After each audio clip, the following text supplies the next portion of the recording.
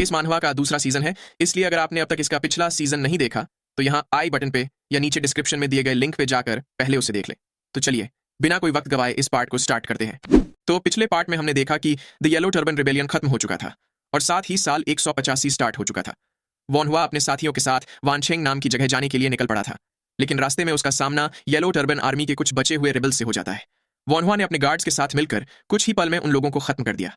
उन्हें खत्म करने के बाद वो अपनी जगह पे खड़ा गहरी सांस से भरने लगा। तभी किसी चीज ने उसका ध्यान खींचा। वॉनहुआ उस येलो टर्बन आर्मी के बंदे को देखने लगा। उसने उसके हाथ पर लगे टांकों के निशान को देखकर सोचा कि ये तो मॉडर्न सुचरिंग मेथड से किया गया है। इसका मतलब कि ये मेरा ही ट्रीट किया हुआ कोई पेशेंट है। मैंने डेस्परेटली ज्यादा से ज्यादा लोगों को बचाने की कोशिश की, लेकिन हमारी किस्मत इतने खराब तरीके से ही जुड़ गई। फिर वॉनहुआ अपना सिर झटकते हुए मन ही मन बोलने लगा कि मुझे इन चीजों के बारे में नहीं सोचना चाहिए। एक बार क्लिनिक का बेड छोड़ने के बाद वो मेरे पेशेंट नहीं रहते, इसीलिए मुझे इसके बारे में भूल जाना चाहिए। फिर वॉनहुआ उस घायल आदमी की ओर बढ़ने लगा। उसने उसके सामने जाकर बैठते हुए कहा कि जरा मुझे अपना घाव देखने दीजिए। इतना बोल वॉनहुआ उस बंदे का घाव चेक करने लगा, लेकिन वो इसकी बॉडी पे भी वैसा ही टांकों का निशान देखकर चौंक गया। उसने सोचा कि ये भी मेरी की हुई सर्जरी का ही निशान है। इसका मतलब कि ये बंदा भी उन येलो टर्बन के लोगों में से है जिनका मैंने यीजी के बेस कैंप पे इलाज किया था। मैंने इन दोनों का ही इलाज किया था, लेकिन एक ने मुझे मारने की कोशिश की और दूसरे ने मुझे बचाने की कोशिश की। फिर उसने उस बंदे से पूछा कि क्या तुम्हारी पहले की चोट अब ठीक है? वो बंदा उसकी बात सुन सरप्राइज होकर सोचने लगा कि तो इसका मतलब वोनहुआ को मैं याद हूं। तभी वोनहुआ ने मुस्कुराकर उसे थैंक यू बोलते हुए कहा कि हम तुम्हारी वजह से ही एम्बुश का शिकार होने से बच गए। ये सुन वो बंदा बोलने लगा कि इसकी कोई जरूरत नहीं है। अगर मैं इस डायरेक्शन में भागकर नहीं आया होता तो आप कभी खतरे में पड़ते ही नहीं। ये सुन वोनहुआ हंसते हुए उसकी बात टालकर उसे पट्टी लगाने लगा। उतने में लॉर्ड यू और झांग गुई ने भी एरिया की छानबीन करते हुए कहा कि अब और कोई एनिमी नहीं बचा है। वोनहुआ ने भी उनके काम की तारीफ की। तभी वो बंदा फुसफुसाते हुए वोनहुआ से माफी मांगकर बोलने लगा कि प्लीज मेरी येलो टर्बन आर्मी से होने की बात को एक सीक्रेट रखिएगा। वोनहुआ ने उसकी बात सुन सोचा कि लगता है इसे अपने येलो टर्बन आर्मी से होने की वजह से पकड़े जाने का डर है। फिर उसने तुरंत ही लॉर्ड यू और झांग गुई को अपने पास बुलाते हुए कहा कि यहाँ आओ और इस येलो टर्बन आर्मी के बंदे से खुद को इंट्रोड्यूस करो। वो बंदा वोनहुआ को ऐसा करते देख काफी डर गया, लेकिन झांग गुई ने बिना कोई रिएक्शन दिखाए उस बंदे को आराम से ग्रीट किया। उसने खुद को टाइपिंग कल्ट के फॉर्मर कैवलरी के तौर पे इंट्रोड्यूस करते हुए उस बंदे से कहा कि हम लोग आपकी वजह से ही एम्बुश होने से बच पाए हैं। लॉर्ड यू ने भी खुद को टाइपिंग कल्ट के फॉर्मर चियाओ काउंटी के ब्रांच लीडर के तौर पे इंट्रोड्यूस किया। वो बंदा उन दोनों के टाइपिंग कल्ट से होने की बात जानकर चौंक गया। वहीं वोनहुआ ने स्मर्क करते हुए कहा कि हमारे साथ एक यीजी नाम का टाइपिंग कल्ट का मेन हेड भी है। वो बंदा ये सुनकर पूरी तरह से दंग रह गया। तभी वोनहुआ बोलने लगा कि मैं जानता हूं कि आप किस बात से परेशान हैं, लेकिन आप पास्ट में क्या थे वो बात अभी के लिए कोई इंपॉर्टेंस नहीं रखती। क्या आपने अभी अभी हमें खतरे से बचाया नहीं था? वो बंदा वोनहुआ की ऐसी सोच देख मन ही मन बोलने लगा कि तो इसीलिए लोग इन्हें डिवाइन फिजिशियन कहते हैं। इतना सोच वो खड़ा होने लगा। ये देख वोनहुआ ने उसे थोड़ी देर आराम करने के लिए कहा। तभी उस बंदे ने वोनहुआ को ग्रीट कर खुद को इंट्रोड्यूस करते हुए बताया कि मेरा नाम हेमान है और मैं चिंगजो की चियाओतोंग काउंटी से हूं। वोनहुआ हेमान नाम सुनकर चौंक गया। वो सोचने लगा कि क्या ये वही हेवन शूटिंग डेविल हेमान है? इसके बाद उसने हेमान से कहा कि ये वक्त अभी ये सब करने का नहीं है। फिर उसने झांग गुई और लॉर्ड यू से कहा कि प्लीज इसे कैरी कर लीजिए, क्योंकि इसके घाव को अभी आराम की जरूरत है। ये सुन हेमान ने कहा कि मैं इतना भी ज्यादा इंजर्ड नहीं हूं। उसकी बात सुन वोनहुआ उसे ईवल स्माइल देते हुए बोलने लगा कि इस तरह का घाव काफी खतरनाक होता है। मैंने ऐसे बहुत से केस देखे हैं जहां ऐसा घाव ब्लड पॉइजनिंग में बदल जाता है जिसका कि इलाज नहीं किया जा सकता। मैं ये सब तुम्हारे भले के लिए ही बोल रहा हूं, इसलिए बिना किसी शिकायत के मेरी बात मान लो। हेमान उसकी ऐसी बातें सुनकर डर के मारे हाँ में जवाब देने लगा। वहीं वोनहुआ ने उसे देख ईवल स्माइल के साथ सोचा कि ये येलो टर्बन आर्मी के कुछ गिने चुने फेमस फिगर्स में से एक है। मुझे इसे सबसे पहले रिक्रूट करने का मौका मिला है। ऐसे ही टाइम बीतता जाता है। साल 185 का वसंत का महीना शुरू हो चुका था। मधुमक्खियां भी इस सीजन के पूरे मजे ले रही थीं। वहीं वोनहुआ और उसके डिसाइपल्स हैरान होकर कुछ देख रहे होते हैं। लॉर्ड यू, झांग गुई और हेमान तीनों ही आपस में स्पारिंग कर रहे थे। थोड़ी देर बाद हेमान थकते हुए वापस आने लगा। ये देख वोनहुआ ने पूछा कि क्या तुम्हारा हो गया? वैसे तुम इतना हाफ क्यों रहे हो? हेमान ने कहा कि ये तो बस ऐसे ही। लेकिन क्या आपके गार्ड्स कुछ ज्यादा ही स्ट्रांग नहीं है? इनकी स्ट्रेंथ एक इंसान से भी बियॉन्ड है। ये कैसे पॉसिबल हो सकता है कि मैं अब तक उनसे एक बार भी नहीं जीत पाया? ऐसा भी नहीं है कि ये लोग कोई स्पेशल ट्रेनिंग कर रहे हो। उसकी बातें सुन वोनहुआ ने सोचा कि लगता है इसे ये बात बॉदर कर रही है। तभी हेमान झिझकते हुए बोलने लगा कि अब चूंकि मैंने इनके साथ इतनी सारी ट्रेनिंग की है तो क्या इस बार एरिया को स्काउट करने के लिए मैं जा सकता हूं? वोनहुआ ने भी मुस्कुराते हुए उसे स्काउटिंग पे जाने की परमिशन दे दी। ये सुन हेमान काफी खुश हो गया। फिर उसने खड़े होते हुए कहा कि मुझे इसके लिए तुरंत ही निकल जाना चाहिए।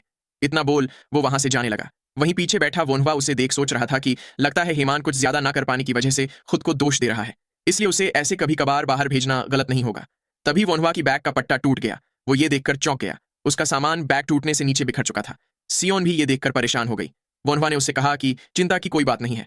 फिर वो अपना सामान इकट्ठा करते हुए सोचने लगा कि ये बात कुछ अजीब है। सिर्फ मेरी बैग का पट्टा ही टूटा है, लेकिन फिर भी मुझे इतना बेचैन क्यों फील हो रहा है। इसके बाद सीन पास ही के जंगलों में शिफ्ट होता है। हेमान अपना हथियार लिए जंगल में आगे बढ़ रहा था। वो इस काम के लिए पूरी तरह से डिटर्मिन्ड था। वो मन ही मन सोच रहा था कि मुझे नहीं पता कि लॉर्ड यू और झांगुई इतना आसानी से सस्पिशियस चीजें कैसे ढूंढ लेते हैं, लेकिन अभी मैं भी खुद को प्रूव करके ही रहूंगा। मैं अच्छे से स्काउट करके रिपोर्ट करूंगा। तभी सामने से दो घुड़सवारों को आता देख वो सोचने लगा कि क्या ये कोई जनरल्स है। वो चुपचाप उनके पास से निकलने लगा। उसने उन्हें देख सोचा कि ये लोग रॉयल आर्मी से लगते हैं, इनके पास हथियार भी है, मुझे ये बात रिपोर्ट करनी होगी, लेकिन उससे पहले मुझे नीचे के विलेज से कुछ इन्फॉर्मेशन गैदर कर लेनी चाहिए। तभी उन घुड़सवारों में से एक ने हेमान को आवाज लगाई। वो उसे देख ऊंची आवाज में बोलने लगा कि मैंने तुम्हारा वो हथियार पहले भी कहीं देखा हुआ लगता है। कमीने, क्या तुम येलो टर्बन आर्मी के बचे हुए बंदे हो? हेमान भी उस बंदे का हथियार देखकर चौंक गया। उसे याद आया कि ये तो वही इग्नोरेंट मॉन्स्टर है। फिर वो उसे ना पहचानने का नाटक करते हुए बोलने लगा कि शायद आपको कुछ गलतफहमी हुई है। अगर मैं आपसे लड़ा होता तो मैं अभी जिंदा कैसे घूम रहा होता? मैंने तो आपको पहली बार ही देखा है जनरल। तभी उस बंदे ने चिल्लाते हुए कहा कि अपनी बकवास बंद करो, और फिर बिना कोई मौका दिए हेमान पे हमला कर दिया। लेकिन हेमान ने वक्त रहते उसका अटैक ब्लॉक कर दिया। ये एक काफी पावरफुल अटैक था। ये देख वो बंदा जोर जोर से हंसते हुए बोलने लगा कि तुमने तो मेरा अटैक बड़ी आसानी से ब्लॉक कर दिया, और तुम बोल रहे थे कि मुझे गलतफहमी हुई है। अब मुझे पूरा यकीन हो चुका है। वहीं हेमान परेशान होते हुए सोच रहा था कि ये कमीना पहले की तरह ही स्ट्रांग है। आखिर मेरी किस्मत में भी इससे ही मिलना क्यों लिखा था। तभी उस बंदे ने हंसते हुए कहा कि चलो इस बार प्रॉपरली कंपीट करते हैं। इतना बोल वो तुरंत ही हेमान पे हमला करने के लिए आगे बढ़ पड़ा। हेमान ने भी तुरंत ही उसका हमला ब्लॉक कर दिया। उसने सोचा कि अगर चीजें खराब हुई तो मैं इस कमीने के द्वारा मार दिया जाऊंगा। वहीं वो बंदा अपना हथियार घुमाकर हंसते हुए बोलने लगा कि लगता है तुम किसी सोच में खोए हुए हो, लेकिन अभी सिर्फ बैटल पे फोकस करो। इतना बोल उसने तुरंत ही हेमान की थाई पे हमला कर दिया। अपनी थाई पे लगी चोट देख हेमान सोचने लगा कि मेरा इस फाइट से जिंदा बचना काफी मुश्किल है, लेकिन मैं इतना आसानी से नहीं मरने वाला। इतना सोच उसने तुरंत ही उस बंदे का हमला ब्लॉक करते हुए उस पर काउंटर अटैक कर दिया। वो पूरी तरह से डिटर्मिन्ड था। फिर वो तुरंत ही उस बंदे पे हमला करने के लिए आगे बढ़ने लगा। उसने उस बंदे के शोल्डर पे अटैक कर दिया। ये देख उस बंदे का साथी भी उसे झांग फेई नाम से बुलाने लगा। झांग फेई भी हेमान के हमले से थोड़ा घायल हो चुका था, लेकिन इससे उल्टा उसका जोश और भी ज्यादा बढ़ गया। उसने हंसते हुए पीछे खड़े गुआन यू से कहा कि मैं बिल्कुल ठीक हूं, इसलिए मेरी फाइट में दखल डालने की कोशिश भी मत करना। मुझे अब इसमें और भी ज्यादा मजा आ रहा है। गुआन यू उसे देख सोचने लगा कि लगता है काफी वक्त बाद कोई वर्दी ओपोनेंट मिलने की वजह से झांग फेई की कंपेटिटिव स्पिरिट जाग चुकी है। पहली नजर में तो ऐसा लगता है कि ओपोनेंट हार रहा है, लेकिन उसके पास भी काफी शार्प स्किल्स है। झांग फेई को केयरफुल रहना होगा। तभी पीछे से एक स्पीयर तेजी से उड़ता हुआ उसकी ओर आने लगा। गुआन यू को भी इस चीज का एहसास हो चुका था। उसने तुरंत ही उस स्पीयर को अपने हाथों से पकड़ लिया। झांग फेई और हेमान भी इस अचानक हुए हमले से चौंक गए। वहीं गुआन यू उस स्पीयर को देख मन ही मन सोच रहा था कि इस स्पीयर का निशाना झांग फेई तो बिल्कुल भी नहीं था, और ऊपर से ये स्पीयर पे लिपटी एनर्जी आखिर क्या चीज है। तभी वोनवा ने चिल्लाते हुए उन्हें रुकने को बोला। उसने ऊंची आवाज में उनसे पूछा कि मेरे चीफ गार्ड पे हमला करने वाले आखिर तुम होते कौन हो? किसी अनजान शख्स को आया देख थोड़ी देर के लिए तो वहां शांति छा गई। फिर गुआन यू ने अपने हाथों से ही वोनवा का स्पीयर तोड़ते हुए कहा कि मैं हेडोंग प्रीफेक्चर की शे काउंटी से गुआन यू हूं, लेकिन आखिर तुम कौन हो?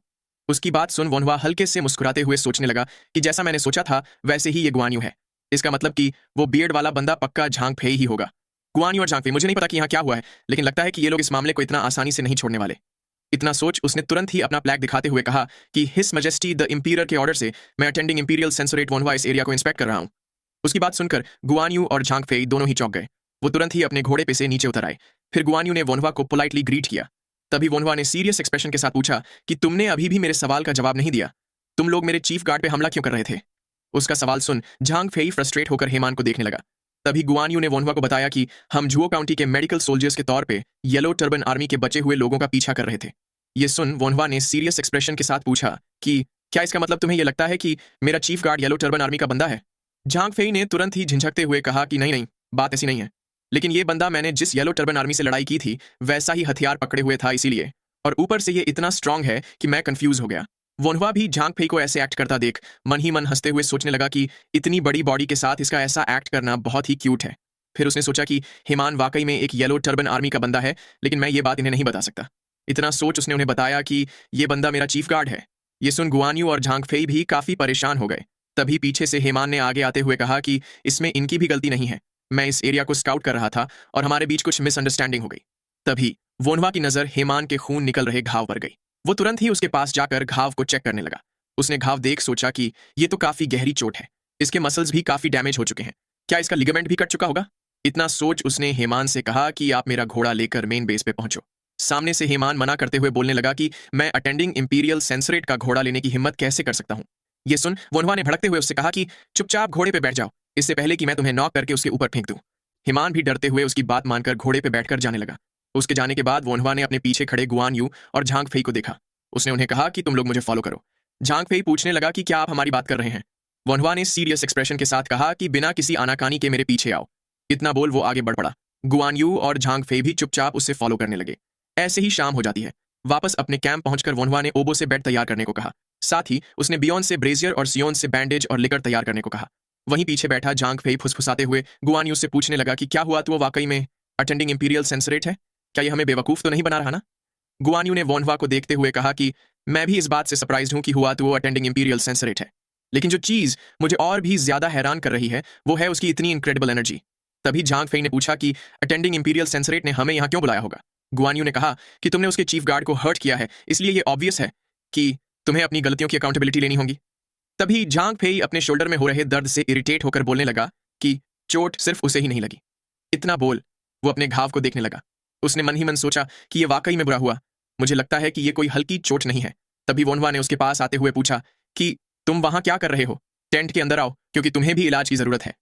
ये सुन झांग फेई चौंक गया। उसने हैरान होकर पूछा कि क्या आप मेरा इलाज करने की बात कर रहे हैं? गुआन यू भी हैरान होकर सोच रहा था कि क्या ये हमें यहाँ झांग फेई का इलाज करने के लिए लाया है। वहीं वनहुआ ने झांग फेई को टेंट के अंदर बुलाते हुए कहा कि हेमान की सर्जरी हो जाए, उसके बाद तुम्हारा ही नंबर है। झांग फेई भी उसकी बात मान गया। तभी वनहुआ बोलने लगा कि तुम सिर्फ अपने बाएं हाथ से तो चांगबान फैक्शन से लड़ाई नहीं कर पाओगे। झांग फेई को उसकी बात समझ नहीं आती। थोड़ी देर बाद वनहुआ हेमान की सर्जरी कर रहा होता है। वहीं ओबो उसे देख पूरी तरह से हैरान हो चुका था। वो वनहुआ को देख सोचने लगा कि यह सर्जरी काफी अब्सर्ड है। मुझे तो लगा था कि मैं मास्टर की टेक्निक थोड़ी बहुत भी फॉलो कर ही लूंगा, लेकिन मेरा ऐसा सोचना बेवकूफी भरा था। आखिर इतनी छोटी ब्लड वेसल्स को कनेक्ट करना कैसे पॉसिबल हो सकता है? वहीं वनहुआ सर्जरी करते हुए सोच रहा था कि यह घाव मैंने जितना सोचा था उससे भी ज्यादा गहरा है। मैंने सोचा नहीं था कि वास्टुस लेटरेलिस के साथ ही इलियोटिबियल बैंड भी कट चुका होगा। अगर इसे सर्जरी ना मिलती तो ये अपनी पूरी जिंदगी के लिए अपंग हो जाता। अगर ये रिकवर हो जाए तब भी इसे लंबे वक्त तक रिहेबिलिटेशन में जाना होगा। वो कमीना झांग फेई, खैर छोड़ो। बस यही किस्मत की बात है कि मुझे इस पर सर्जरी करने का मौका भी मिला। मैं इसका इलाज इतने अच्छे से करूंगा कि इसे पता भी नहीं चलेगा कि ये कभी इंजर्ड भी हुआ था, और साथ ही मैं इसे काफी रिगरस रिहेबिलिटेशन में भी रखूंगा। इतना सोच वो तेजी से हेमान की सर्जरी करने लगा। उसके डिसाइपल्स भी उसकी तेजी देख उसे थोड़ा स्लो होने की रिक्वेस्ट करने लगे। थोड़ी देर बाद वनहुआ ने सर्जरी कंप्लीट करते हुए चैन की सांस ली। उसने हेमान का घाव देख सोचा कि यह काफी अच्छे से निपट चुका है। अगर इसे अच्छे से आराम मिले तो कोई भी आफ्टर इफेक्ट्स नहीं होंगे। फिर उसने अपने डिसाइपल्स के काम की तारीफ की। इसके बाद उसने टेंट से बाहर जाते हुए कहा कि जल्द ही अपने हाथ साफ करके बगल वाले टेंट में आ जाओ, हम अगली सर्जरी भी तुरंत ही शुरू करने वाले हैं। ये सुन उसके डिसाइपल्स की तो हालत ही खराब हो गई। फिर वनहुआ टेंट से बाहर निकल आया। वो झांग फेई के पास जाकर बोलने लगा कि चलो अब देखते हैं कि हमारे इस रेकलेस दोस्त को कितनी चोट लगी है। इतना बोल उसने अपना एक्सरे विजन ओपन कर दिया। उसने देखा कि झांग फेई की हड्डियां बिल्कुल ठीक थीं और उसके लिगामेंट्स पे भी कोई चोट नहीं लगी थी। उसके सिर्फ मसल के टिश्यू थोड़े टॉर्न हुए थे। वनहुआ ने मुस्कुराते हुए सोचा कि इससे तो सर्जरी की भी जरूरत नहीं पड़ेगी, मुझे बस इसका एक्सटर्नल वूंड ही ठीक करना होगा। इसके मसल काफी खराब तरीके से टोर्न हुए हैं, लेकिन एक बार ये रिकवर हो गया तो वो मसल पहले से भी ज्यादा स्ट्रांग हो जाएंगे। तभी झांग फेई खड़ा होकर वनहुआ से माफी मांगने लगा। वनहुआ उसे ऐसे देख सोचने लगा कि इसका चेहरा भी काफी स्ट्रांग दिख रहा है। आखिर किससे ही यकीन होगा कि ये एक टीनेजर है। फिर उसने झांग फेई को बेड पे लिटाते हुए बताया कि तुम्हारी चोट ज्यादा सीरियस नहीं है, हमें सिर्फ तुम्हारी एक्सटर्नल इंजरी ही ठीक करनी होगी और जस्ट इन केस स्प्लिंट लगाना होगा। फिर उसने गुआन यू की ओर देख सोचा कि हिस्ट्री के हिसाब से तो शोल्डर का इलाज गुआन यू को मिलना चाहिए था। तभी अचानक कोई बंदा भागते हुए उनके पास आने लगा। उसने तुरंत ही टेंट के अंदर घुसते हुए झांग फेई से पूछा कि क्या तुम ठीक हो, क्या तुम्हें चोट लगी है? वनहुआ भी उस बंदे को देखकर सरप्राइज्ड हो गया। वो मन ही मन बोलने लगा कि अब इस लूबेई को मिलाकर तीनों ही भाई यहाँ आ चुके हैं। तभी लूबेई भड़कते हुए झांग फेई को रैशली एक्ट करने के लिए डांटने लगा। फिर उसने वनहुआ से माफी मांगते हुए कहा कि मैं जुओ काउंटी से लूबेई हूँ। तभी गुआन यू ने उसे बताया कि वनहुआ अटेंडिंग इंपीरियल सेंसोरेट है। ये सुन लूबेई वनहुआ से और भी ज्यादा माफी मांगने लगा। वनहुआ भी मुस्कुराते हुए उन भाइयों की बहस देखने लगा।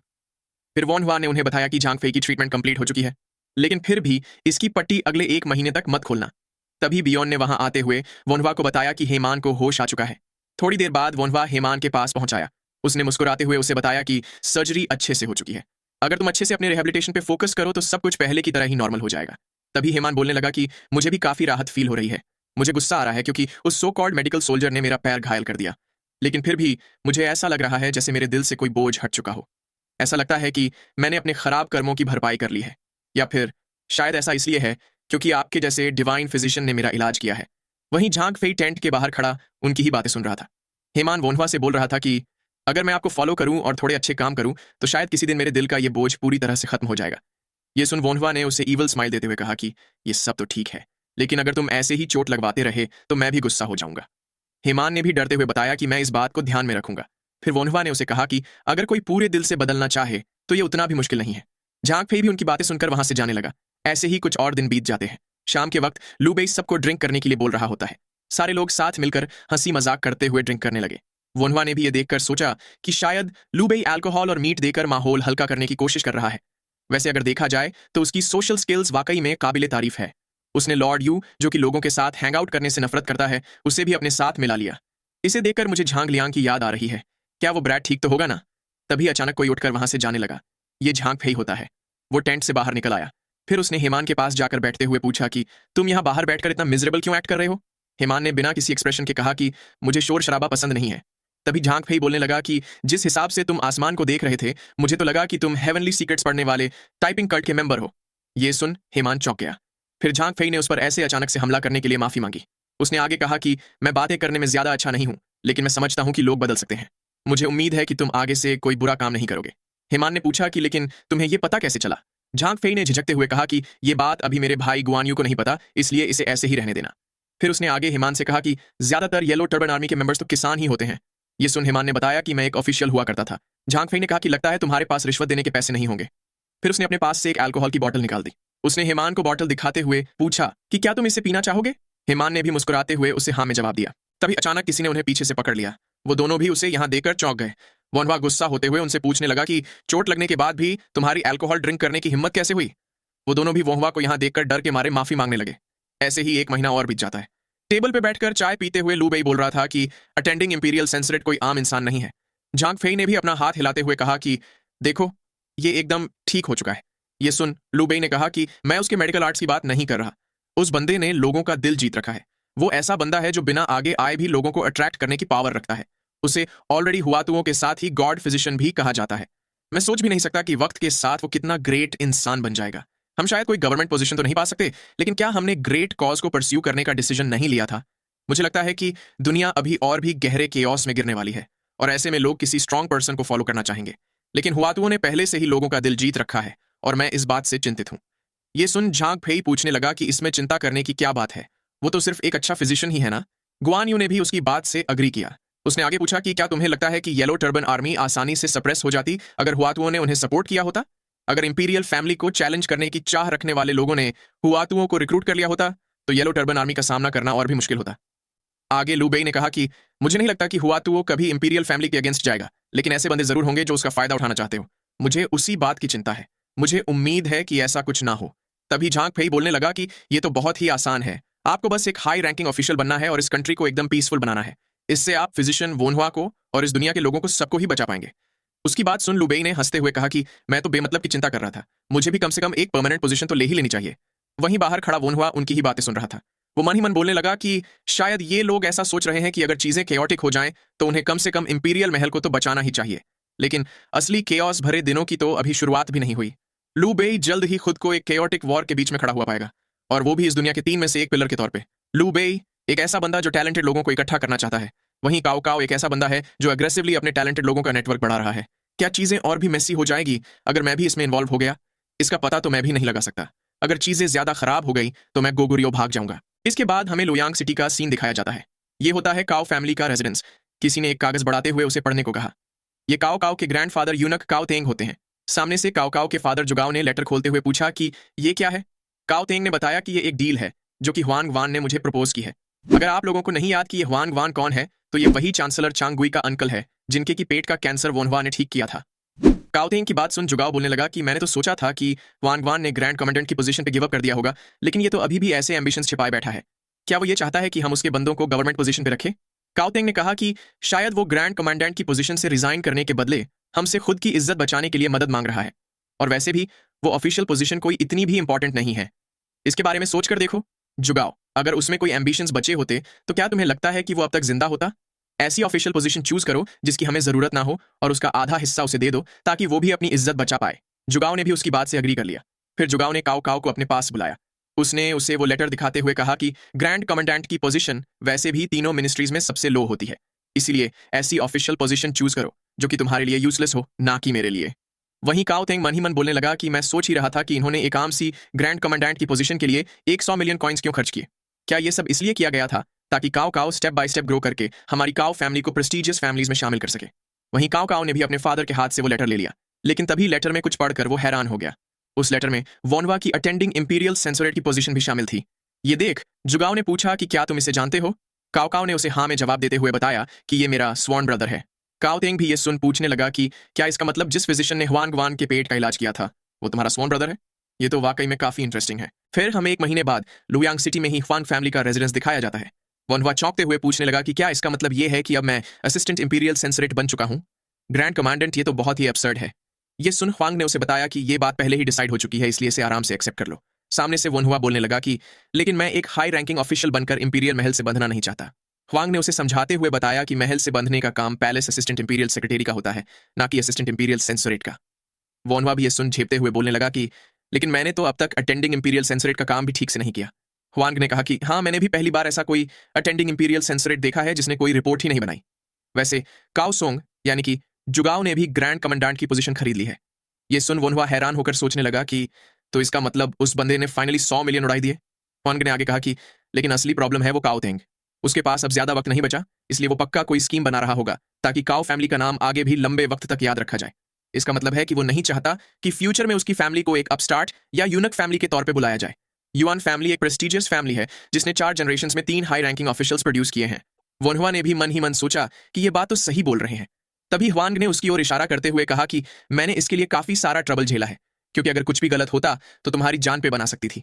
सारे जनरल्स जिन्होंने वॉर में पार्टिसिपेट किया था वो तुम्हारी ही बात कर रहे थे कि तुम कैसे एक डिवाइन फिजिशियन हो। ऐसा कोई भी नहीं है जिसे तुम्हारा नाम ना पता हो। क्या तुम्हें पता भी है कि यूनिक्स की नजर में आने का मतलब क्या होता है? इसका मतलब है कि उन्हें एक ऐसा बंदा मिल चुका है जिससे वो लोग पैसे एक्सटॉर्ट कर सके। एक ऐसी दुनिया जिसमें गवर्नमेंट पोजीशंस भी बेची जाती हो, उसमें एक फिजिशियन को बेचना किसी बच्चे का हाथ मरोड़ने बराबर है। लेकिन जैसा तुम्हारा टेम्पर है, मुझे नहीं लगता कि तुम उन्हें एक फूटी कोड़ी भी दोगे। ये ऑब्वियस है कि वो लोग तुमसे नफरत करेंगे और तुम कुछ समझ पाओ उससे पहले ही खुद को स्ट्रीट्स में पाओगे। तुम्हारा भाई भी बिना रिश्वत दिए ही एक गवर्नर बन चुका है, इसलिए वो लोग तुम्हें एक्सपेल करने की पूरी कोशिश करेंगे। काओ सोंग के पीछे काओ तेंग का हाथ है। तुम्हें रिकमेंड करने के पीछे भी उनका जरूर कोई मकसद होगा। इसलिए मैंने अपने मन से ग्रैंड कमांडेंट की पोजीशन से हटने के बदले उनसे रिक्वेस्ट करी कि वो तुम्हें असिस्टेंट इंपीरियल सेंसरेट की पोजीशन पे अपॉइंट करे। काओ सोंग का तुम्हें रिकमेंड करना खुद काओ थेंग के तुम्हें रिकमेंड करने के बराबर ही है, इसलिए बाकी के यूनक तुम्हें परेशान करने की कोशिश नहीं करेंगे। असिस्टेंट इंपीरियल सेंसरेट को ना तो इंपीरियल महल जाने की जरूरत होती है और वो कोई ऐसी पोजीशन भी नहीं है जिसे ओवरलुक किया जा सके। ये सुन वोनहुआ उसे थैंक यू बोलने लगा। तभी हुआंग ने उसे हुआतुओ नाम से बुलाते हुए आवाज लगाई। उसने मुस्कुराते हुए उससे कहा कि अपनी पूरी कोशिश करना और ज्यादा से ज्यादा लोगों को बचाना। फिर वो आगे वोनहुआ से पूछने लगा कि वैसे क्या तुम सही में एक यूनुक हो, क्योंकि इतनी उम्र होने के बाद भी तुमने अब तक शादी नहीं की है। ये सुन वोनहुआ भी चिढ़ते हुए बोलने लगा कि मैं एकदम हेल्थी हूं। ये सुन हुआंग ने पूछा कि तो क्या मैं अपनी यंगेस्ट पोती से तुम्हारी बात चलवा दूं? वोनहुआ चिढ़कर उसे मना करने लगा। इसके बाद सीन फिर से काओ फैमिली रेजिडेंस पे शिफ्ट होता है। काओ तेंग काओ काओ से पूछ रहा था कि क्या असिस्टेंट इंपीरियल सेंसोरेट की पोजीशन सफिशिएंट होंगी। काओ काओ ने उसे हाँ में जवाब दिया। उसने आगे कहा कि अगर वोनहुआ को इससे ऊपर की पोजीशन दी गई तो वो ये सब छोड़कर भाग जाएगा, इसलिए असिस्टेंट इंपीरियल सेंसरेट की पोजीशन जिसमें कुछ प्रिविलेजेस मिलते हैं वही उसके लिए अच्छी रहेगी। ये सुन काओ तेंग बोलने लगा कि जितना मैं इस वोनहुआ के बारे में सुनता हूं उतना ही वो ज्यादा संत टाइप का बंदा लगता है। तो क्या वो तुम्हें अपने साथ रखने के लिए वर्दी बंदा लगता है? काओ काओ ने जवाब देते हुए बताया कि वो भी मुझसे उतना ही फॉन्ड है जितना मैं उससे। मेरे हिसाब से वो मेरे सर्कल में अच्छे से फिट होता है। काओ तेंग ने उसकी बात सुन कहा कि तुम हमेशा टैलेंटेड लोगों के लिए भूखे होते हो, इसलिए मुझे इस बंदे से भी काफी उम्मीद है। लेकिन अगर वो एक अच्छा फिट नहीं निकला तो हम उसे आराम से निपटा भी सकते हैं। काओ काओ ने सीरियस एक्सप्रेशन के साथ कहा कि मैं ये बात ध्यान में रखूंगा। फिर काओ तेंग उसे डिनर एंजॉय करने का बोलकर वहां से जाने लगा। ये देख काओ काओ ने पूछा कि क्या आप कहीं जा रहे हैं? काओ तेंग ने बताया कि मुझे किसी जगह पे विजिट करना है। इतना बोल वो वहां से निकल गया। उसके जाने के बाद काओ काओ भी आराम से बैठते हुए चैन की सांस लेने लगा। वो मन ही मन बोलने लगा कि मुझे इनके इतने ओवरवेलमिंग प्रेशर की कभी भी आदत नहीं हो सकती, लेकिन ये एक राहत की बात है कि अब कोई भी वोनहुआ को परेशान नहीं करेगा।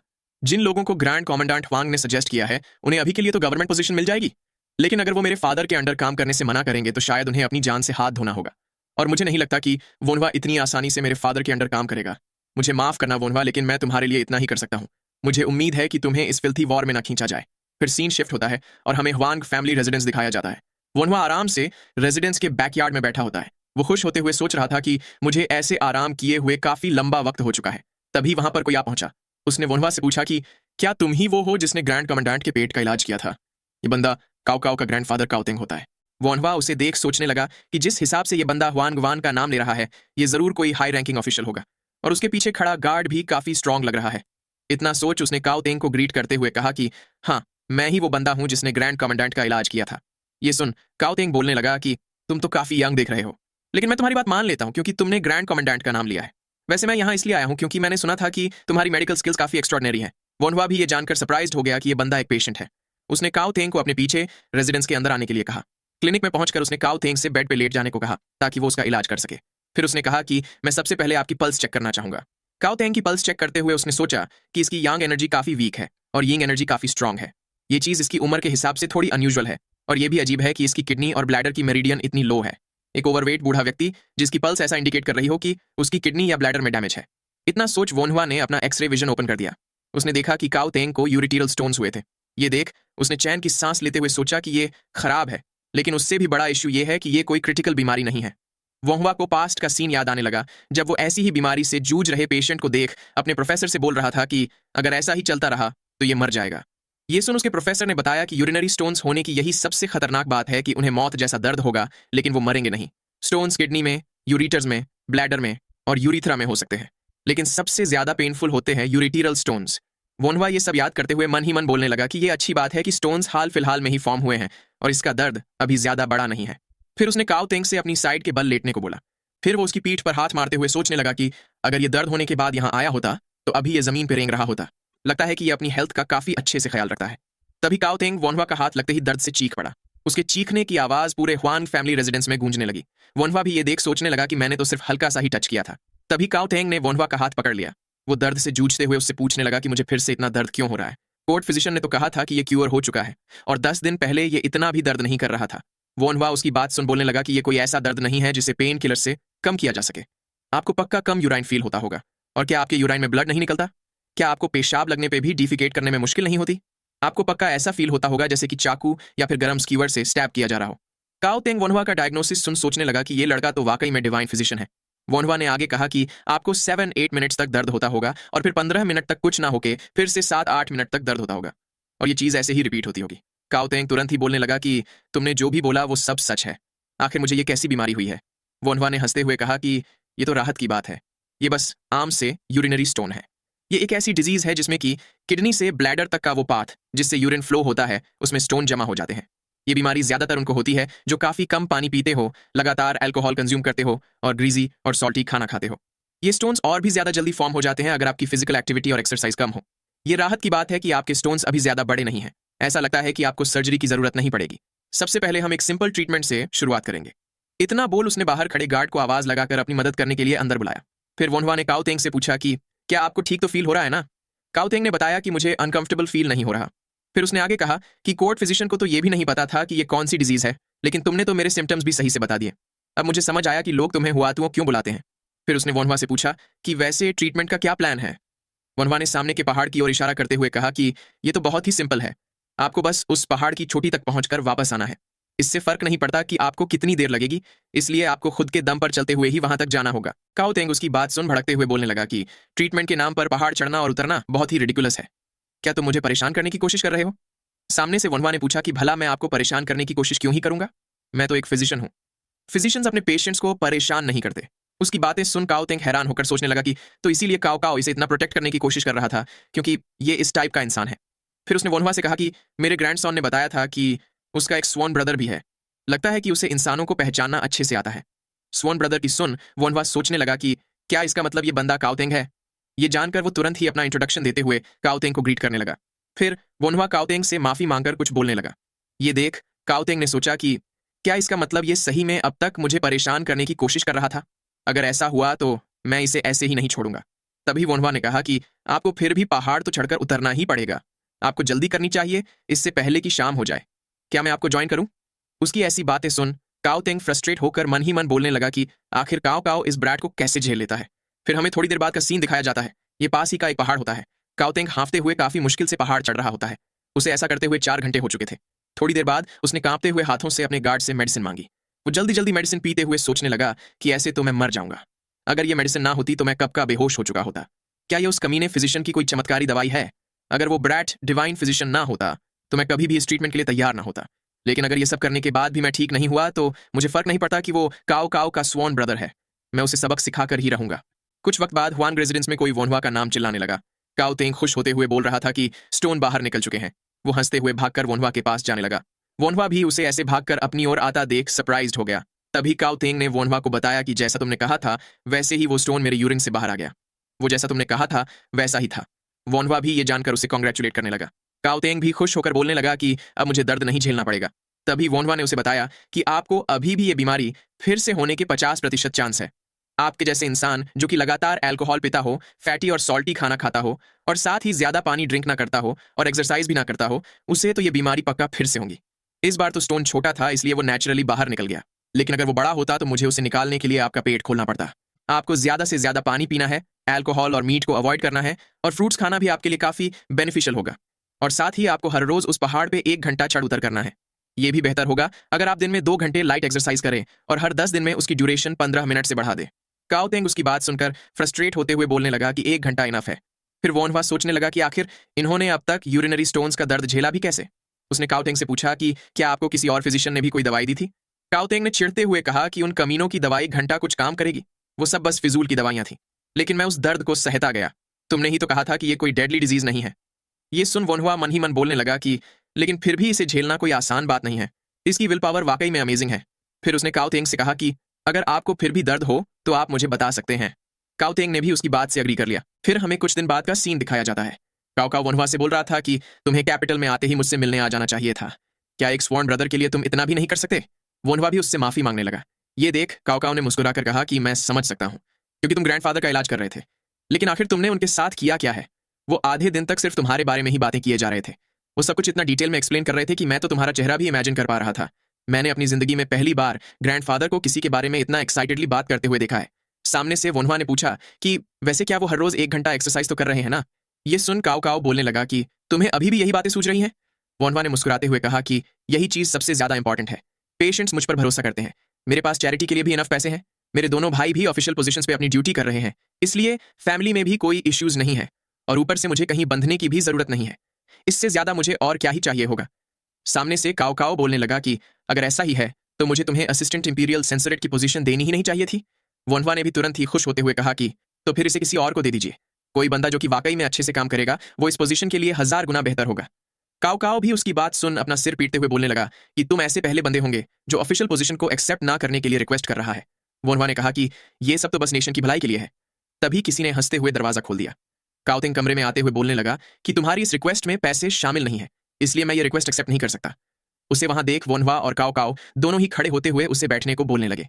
काओ तेंग ने आगे कहा कि ग्रेट हुआ तो वो मेरे पोते का स्वॉन ब्रदर है, तो फिर इस स्वॉन ग्रैंडफादर को भी थोड़ी वाइन पिलाओ। वोनवा ने थोड़ा गुस्सा होते हुए कहा कि आपको अभी के लिए वाइन तो नहीं मिल सकती, इसलिए चाय से ही काम चला लीजिए। काओ तेंग भी उसकी बात सुनकर चिढ़ गया। थोड़ी देर बाद काओ तेंग बोलने लगा कि वैसे तो मैंने तुम्हें अपनी फैमिली का एक्सक्लूसिव फिजिशियन बनाने का प्लान किया था, लेकिन लगता है कि तुम्हें बांधना वाकई में नामुमकिन है। मैंने डिसाइड किया था कि जिस भी चीज को मैं पा ना सकूं उसे मैं खत्म कर दूंगा, लेकिन इससे मेरा पोता नाराज हो जाएगा। लेकिन इसके बदले अगर मैं तुम्हारा स्वॉर्न ग्रैंडफादर बन जाऊं तो तुम्हें हमेशा मुझे सबसे पहले ट्रीट करना होगा। वोनवा भी उसकी बात सुन मन ही मन बोलने लगा कि ये मुझे मारने की बात इतना आसानी से कैसे बोल सकता है। तभी काओ तेंग ने आगे कहा कि मैं तुम्हें ये ऑफर सिर्फ तुम्हारे मेडिकल आर्ट्स की वजह से नहीं दे रहा। इससे तुम्हारे स्वॉर्न ब्रदर को भी सपोर्ट मिलेगा और फ्यूचर में तुम दोनों का बॉन्ड और भी स्ट्रांग होगा। अगर मैं पर्सनली तुम्हें मेरे स्वॉर्न ग्रैंडसन के तौर पे एक्नॉलेज करूं तो तुम्हारी आजादी और भी ज्यादा बढ़ जाएगी। उसकी कंपैरिजन में असिस्टेंट इंपीरियल सेंसरेट तो क्या ही चीज है। वोनवा ने भी मन ही मन सोचा कि 10 अटेंडेंट्स एम्परर को कंट्रोल करने की ताकत रखते हैं, इसीलिए काओ तेंग जिन्हें कि वो लोग फादर फिगर की तरह देखते हैं, उनका सपोर्ट पाना वाकई में मेरी इन्फ्लुएंस बढ़ाएगा। लेकिन उस यूनक की पावर भी जल्द ही खत्म होने वाली है और ये जहर बनके मुझे भी हार्म कर सकता है। दरअसल वनवा ऐसा इसलिए बोल रहा है क्योंकि हिस्ट्री के मुताबिक 10 अटेंडेंट्स ने एम्परर के मैटरनल अंकल को असैसिनेट करवा दिया था। इसके रिटेलिएशन में काओ काओ, युआन शाओ और उनके साथ ही कुछ और लोगों ने इंपीरियल महल में घुसकर 10 अटेंडेंट्स के साथ 2000 से भी ज्यादा लोगों को स्लॉटर कर दिया था। वोनवा ने आगे सोचा कि लेकिन अगर मैंने इसका स्वॉर्न ग्रैंडसन बनने से मना कर दिया तो भी मुझे काफी परेशानी का सामना करना पड़ेगा, इसीलिए मेरे पास संभलते हुए इसे एक्सेप्ट करने के अलावा और कोई चॉइस नहीं है। इतना सोच वो काओ तेंग को ग्रीट करते हुए बोलने लगा कि मैं पेई प्रीफेक्चर का वोनवा आपको एक ग्रैंडफादर के तौर पे पाकर वाकई में ऑनर्ड हूं। इसके बाद हमें इंपीरियल महल का सीन दिखाया जाता है। काओ तेंग वोनवा को कुछ लोगों से मिलवाने के लिए यहाँ ले आया था। वोनवा भी फिर से यहाँ आने की बात से थोड़ा सरप्राइज्ड था। उसने याद करते हुए सोचा कि अभी साल 185 चल रहा है और 10 अटेंडेंट्स का रिबेलियन साल 189 में हुआ था, इसलिए अभी के लिए तो इंपीरियल महल में कोई दिक्कत नहीं होगी। उसके साथ ही चल रहे काओ तेंग ने उसे नर्वस ना होने को बोलते हुए कहा कि मैं सिर्फ कुछ लोगों को बताना चाहता हूं कि तुम मेरे स्वॉर्न ग्रैंडसन हो। इसके बदले तुम्हें असिस्टेंट इंपीरियल सेंसरेट के इनॉग्रेशन में जाने की जरूरत नहीं पड़ेगी। तभी एक बंदा काओ तेंग का नाम चिल्लाते हुए बोलने लगा कि एक बड़ी प्रॉब्लम हो चुकी है। हिज मैजेस्टी बेहोश हो चुके हैं। हिज मैजेस्टी अचानक से बेहोश हो गए और उन्हें इंपीरियल हॉल में ले जाया गया है। वोनहुआ ने भी ये सुन परेशान होते हुए सोचा कि अभी तो एम्परर के मरने का टाइम भी नहीं हुआ है। तभी काओ तेंग ने उस बंदे से कहा कि सारे ऑफिशियल्स को इस बात की खबर दे दो कि हिज मैजेस्टी का इलाज डिवाइन फिजिशियन हुआतुओ करने वाला है। थोड़ी देर बाद काओ तेंग वोनहुआ के साथ इंपीरियल हॉल में पहुंच गया। उसने अनाउंस किया कि मैं अपने स्वॉर्न ग्रैंडसन को लेकर आ चुका हूं, इसलिए अब चिंता करने की कोई जरूरत नहीं है। तभी किसी ने हुआतुओ को वेलकम किया। हेड ऑफ कोर्ट फिजिशियंस पियोन ने वोनहुआ के पास आते हुए कहा कि हमें मिले काफी लंबा वक्त हो चुका है। वोनहुआ ने भी उसे ग्रीट किया। फिर काओ तेंग ने पियोन से पूछा कि वैसे हिज मैजेस्टी की हालत कैसी है। पियोन ने उन्हें ग्रीट करते हुए बताया कि अभी के लिए हुआतुओ का हिज मैजेस्टी को चेक करना ही बेहतर होगा। काओ तेंग को भी ये आइडिया अच्छा लगा। उसने वोनहुआ को पकड़ते हुए अनाउंस किया कि मेरा स्वॉर्न ग्रैंडसन हुआतुओ हिज मैजेस्टी को चेक करने वाला है। वोनहुआ भी इस बात से काफी फ्रस्ट्रेट हो चुका था। फिर उसने वहां लेटे एम्परर लू होंग के पास जाते हुए कहा कि मैं अब इन्हें चेक करने जा रहा हूं। तभी कुछ देखकर वो सरप्राइज हो गया। वो लू होंग को देख सोचने लगा कि इसका वजन इतना कम कैसे हो गया। इसे थोड़ा इंडिजेस्शन तो है, लेकिन वो उतना भी खराब नहीं है कि ये बेहोश ही हो जाए। इसकी रेडियल आर्टरी तो एकदम हेल्थी है, लेकिन उसके कॉन्ट्रेरी इसकी कैरोटाइड आर्टरी काफी वीक है। ये कोई बीमारी नहीं है, बल्कि इसकी यांग एनर्जी में काफी कमी हो चुकी है। इसकी एक ही वजह हो सकती है, और वो है एक्सेसिव सेक्सुअल इंटरकोर्स। तभी एम्परर लूहोंग होश में आने लगा। ये देख सारे लोग झुकते हुए उसे ग्रीट करने लगे। लूहोंग को अभी भी डिजी फील हो रहा था। उसने पूछा कि आखिर यहाँ चल क्या रहा है। वोनहुआ ने भी अपने पीछे खड़े काओ तेंग को कुछ इशारा किया। उसकी बात समझते हुए काओ तेंग ने सब लोगों को वहां से चले जाने का ऑर्डर दिया और बताया कि अब आगे का काम फिजिशियन खुद संभाल लेंगे। उसका ऑर्डर पाकर सारे लोग वहां से निकलने लगे। फिर पियोन ने एम्परर लूहोंग को बताया कि लगता है कि अचानक हुए इंडिजेस्शन की वजह से आप टेम्पोरेरीली बेहोश हो गए थे। ये सुन एम्परर लूहोंग ने पूछा कि क्या इसका मतलब मुझे और कोई भी दिक्कत नहीं है। उसके पास ही खड़े काओ तेंग ने उससे बताया कि शायद हमें एक बार हुआ तो जिसने कि हुआंग वान का इलाज किया था उसका डायग्नोसिस भी सुन लेना चाहिए।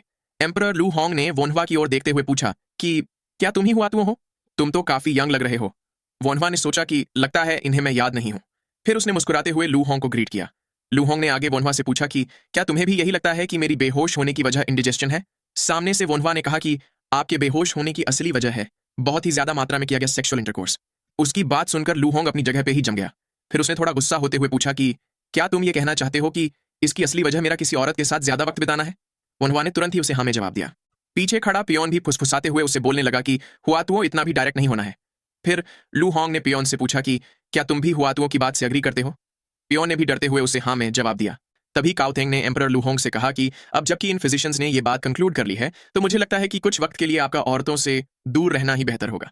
लेकिन तब तक मेरा स्वॉर्न ग्रैंडसन हुआतुओ आपके लिए दवाई बनाएगा जिससे आपकी एनर्जी बूस्ट होगी। ये सुनकर वोनहुआ के तो होश ही उड़ गए। वो उन्हें टालते हुए बोलने लगा कि इसके लिए फिजिशियन पियोन ही बेस्ट रहेंगे। लेकिन पियोन तो कब का वहां से कल्टी मार चुका था। काओ तेंग ने आगे कहा कि हुआतुओ हिज मैजेस्टी को सेक्सुअल रिलेशंस फिर से रिज्यूम करने के लिए अप्रोप्रिएट डेट भी बताएगा। लू होंग को भी ये आइडिया काफी पसंद आया। ये देख काओ तेंग मन ही मन बोलने लगा कि मुझे एम्परर के पास कोई ऐसी औरत भेजनी होगी जो हमारी फैमिली के लिए बेनिफिशियल हो, ऐसी औरत जो कि अगले एम्परर की मां बन सके। वहीं वोनहुआ ने भी उन्हें ग्रीट करते हुए काओ तेंग की बात मान ली। वो गहरी सांस छोड़ते हुए मन ही मन बोलने लगा कि अब मेरे पास ये करने के अलावा और कोई चॉइस नहीं है। इसके बाद वोनहुआ एम्परर लू होंग के लिए मेडिसिन बनाने के काम में लग गया। ऐसे ही 2 महीने बीत जाते हैं। अब साल 186 का जनवरी महीना भी शुरू हो चुका था। वोनहुआ कहीं जाते हुए सोच रहा था कि मैंने वो मेडिसिन बनाने में पूरे 2 महीने बर्बाद कर दिए, लेकिन कम से कम इससे एम्परर की तबीयत तो ठीक हो ही गई। तभी उसे पास ही के इनसे किसी के चिल्लाने की आवाज सुनाई दी। अंदर झांक फेई चिल्लाते हुए किसी से बोल रहा था, अब हम कितने महीनों तक ऐसे ही रहेंगे? मेरे पैसे भी ऑलमोस्ट खत्म ही होने वाले हैं। अब हम आगे क्या करेंगे? सामने से लू बेई ने कहा कि इसमें दिक्कत की कोई बात नहीं है, हम अपने हथियार तो कभी भी बेच ही सकते हैं। ये सुन झांक फेई भड़कते हुए बोलने लगा कि ऐसी बेवकूफी भरी बातें मत करो। तभी वोनहुआ ने उनके पास जाते हुए लू बेई से कहा कि आपको ऐसी रिडिकुलस बातें नहीं करनी चाहिए। भला कोई जनरल अपने हथियार क्यों ही बेचेगा? इतना बोल वोनहुआ उनके साथ ही टेबल पर बैठ गया। फिर उसने वेटर से कहा कि हमें यहाँ की 11 सबसे बढ़िया डिशेज सर्व करो और साथ ही हमें वाइन के कुछ जार्स भी दो। थोड़ी ही देर में खाना आने के बाद वोनहुआ ने पूछा कि अब मुझे बताओ कि यहाँ चल क्या रहा है। लू बेई ने उसे बताया कि तुम्हें तो पता ही होगा कि रिबेलियन के बाद लोगों को मेरिट के बेस पर रिवॉर्ड्स दिए गए थे। जनरल जुजून ने कहा था कि वो हमारे कॉन्ट्रीब्यूशंस के बारे में भी एम्परर को इन्फॉर्म करेंगे, लेकिन लगता है कि इसका कोई फायदा नहीं हुआ। अब मेरे पास यहाँ रुकने का और कोई रीजन नहीं है, इसलिए मैं वापस अपने होम टाउन जा रहा हूँ। लेकिन फिर भी मुझे असिस्टेंट इंपीरियल सेंसरेट से मिलकर काफी खुशी हुई। तभी वोनहुआ ने चुटकी बजाते हुए वेटर को अपने पास बुलाया। उसने मुस्कुराते हुए उससे कहा कि इन लोगों ने अभी जो सारा खाना खाया है उसका बिल आर्मी अरेंजमेंट के कर्नल काओकाओ के नाम पर लिख दो। ये सुनकर वो तीनों ही चौंक गए। लू बेई खड़ा होते हुए बोलने लगा कि हम ऐसे ही कर्नल को परेशान नहीं कर सकते। वोनहुआ ने उसे बताया कि इसमें चिंता करने की कोई बात नहीं है, क्योंकि वो मेरा स्वॉर्न ब्रदर है, और अब जबकि बिल को हैंडल कर लिया गया है तो हमें तुम्हारे रहने के खर्चों की भी बात कर ही लेनी चाहिए। अपने होम टाउन वापस जाने का प्लान अभी के लिए रोक लो, क्योंकि मैं तुम्हारे लिए जल्द ही कोई अच्छी खबर लाने वाला हूँ। ऐसे ही 10 दिन बीत जाते हैं और हमें इंपीरियल महल का सीन दिखाया जाता है। वोनहुआ लू होंग को ग्रीट कर रहा होता है। वहीं एम्परर लू होंग वोनहुआ की दवाई पीकर काफी खुश हो चुका था। उसने वोनहुआ से कहा कि मेरा ख्याल रखने के लिए तुम्हें कोई रिवॉर्ड तो मिलना ही चाहिए। मुझे बताओ कि तुम्हें क्या चाहिए। वनवा ने उसे ग्रीट करते हुए कहा कि आपकी वजह से ही मैं आम लोगों का आसानी से इलाज कर पाया। आपने जिस हिसाब से इस रिबेलियन को मैनेज किया उससे मैं वाकई में प्रभावित हूं। लेकिन मेरा एक पहचान का बंदा इसमें कंट्रीब्यूशन देने के बाद भी रिवॉर्ड पाने से रह गया है। उसका नाम है लू बेई। उसने जनरल जुजून को झांग बाओ को हराने में मदद की थी। ये सुनकर लू होंग के पास खड़ा यूनक जियान शुओ चौंक गया। वनवा मन ही मन बोलने लगा कि ग्रैंडपा, अब आगे की बात आप संभालिए। तभी काओतेंग एम्परर लू होंग के पास जाकर बोलने लगा कि मैंने भी अपने पोते से लू बेई के बारे में काफी कुछ सुना है। मैंने सुना है कि वो काफी मददगार था। शायद किसी से यह रिपोर्ट मिस हो गई होगी क्योंकि वो वक्त काफी केओस भरा था। ये सुन जियानशो तुरंत ही एम्परर लुहोंग से माफी मांगते हुए बोलने लगा कि शायद हमसे कुछ गलती हो गई है। वो मन ही मन सोच रहा था कि आखिर काओ तेंग ऐसा क्यों बोल रहे हैं। वहीं लू होंग भी उसकी बात सुनकर कुछ सोचने लगा। फिर उसने वोनवा से कहा कि तुम हमेशा की तरह ही अनइंटरेस्टिंग हो। मैं तुम्हारी ये मांग जल्द ही पूरी कर दूंगा, इसलिए तुम यहां से जा सकते हो। ये सुन वोनवा तुरंत ही झुकते हुए लू होंग को ग्रीट करने लगा। फिर लू होंग ने अपने पीछे खड़े जियान शुओ से पूछा कि हमें उसे कौन सी पोस्ट देनी चाहिए। जियान शुओ ने बताया कि जीजो की आंशी काउंटी में कमांडेंट की पोस्ट खाली पड़ी है। ये सुन वोनवा परेशान होकर सोचने लगा कि मुझे तो लगा था कि उसे काउंटी मैजिस्ट्रेट बनाया जाएगा, लेकिन उसे तो सिर्फ एक काउंटी ऑफिसर की ही पोस्ट मिली। एक्चुअल हिस्ट्री के मुताबिक भी लूबेई को आंशी काउंटी में ही अपॉइंट किया गया था। क्या किस्मत खुद को हिस्ट्री के मुताबिक एडजस्ट करने की कोशिश कर रही है? ऐसे ही कुछ दिन और बीत जाते हैं। लूबेई काफी खुश होते हुए वोनवा को ग्रीट कर रहा होता है। वहीं वोनवा बोल रहा था कि अगर कोई बड़ी पोस्ट होती तो ज्यादा अच्छा रहता।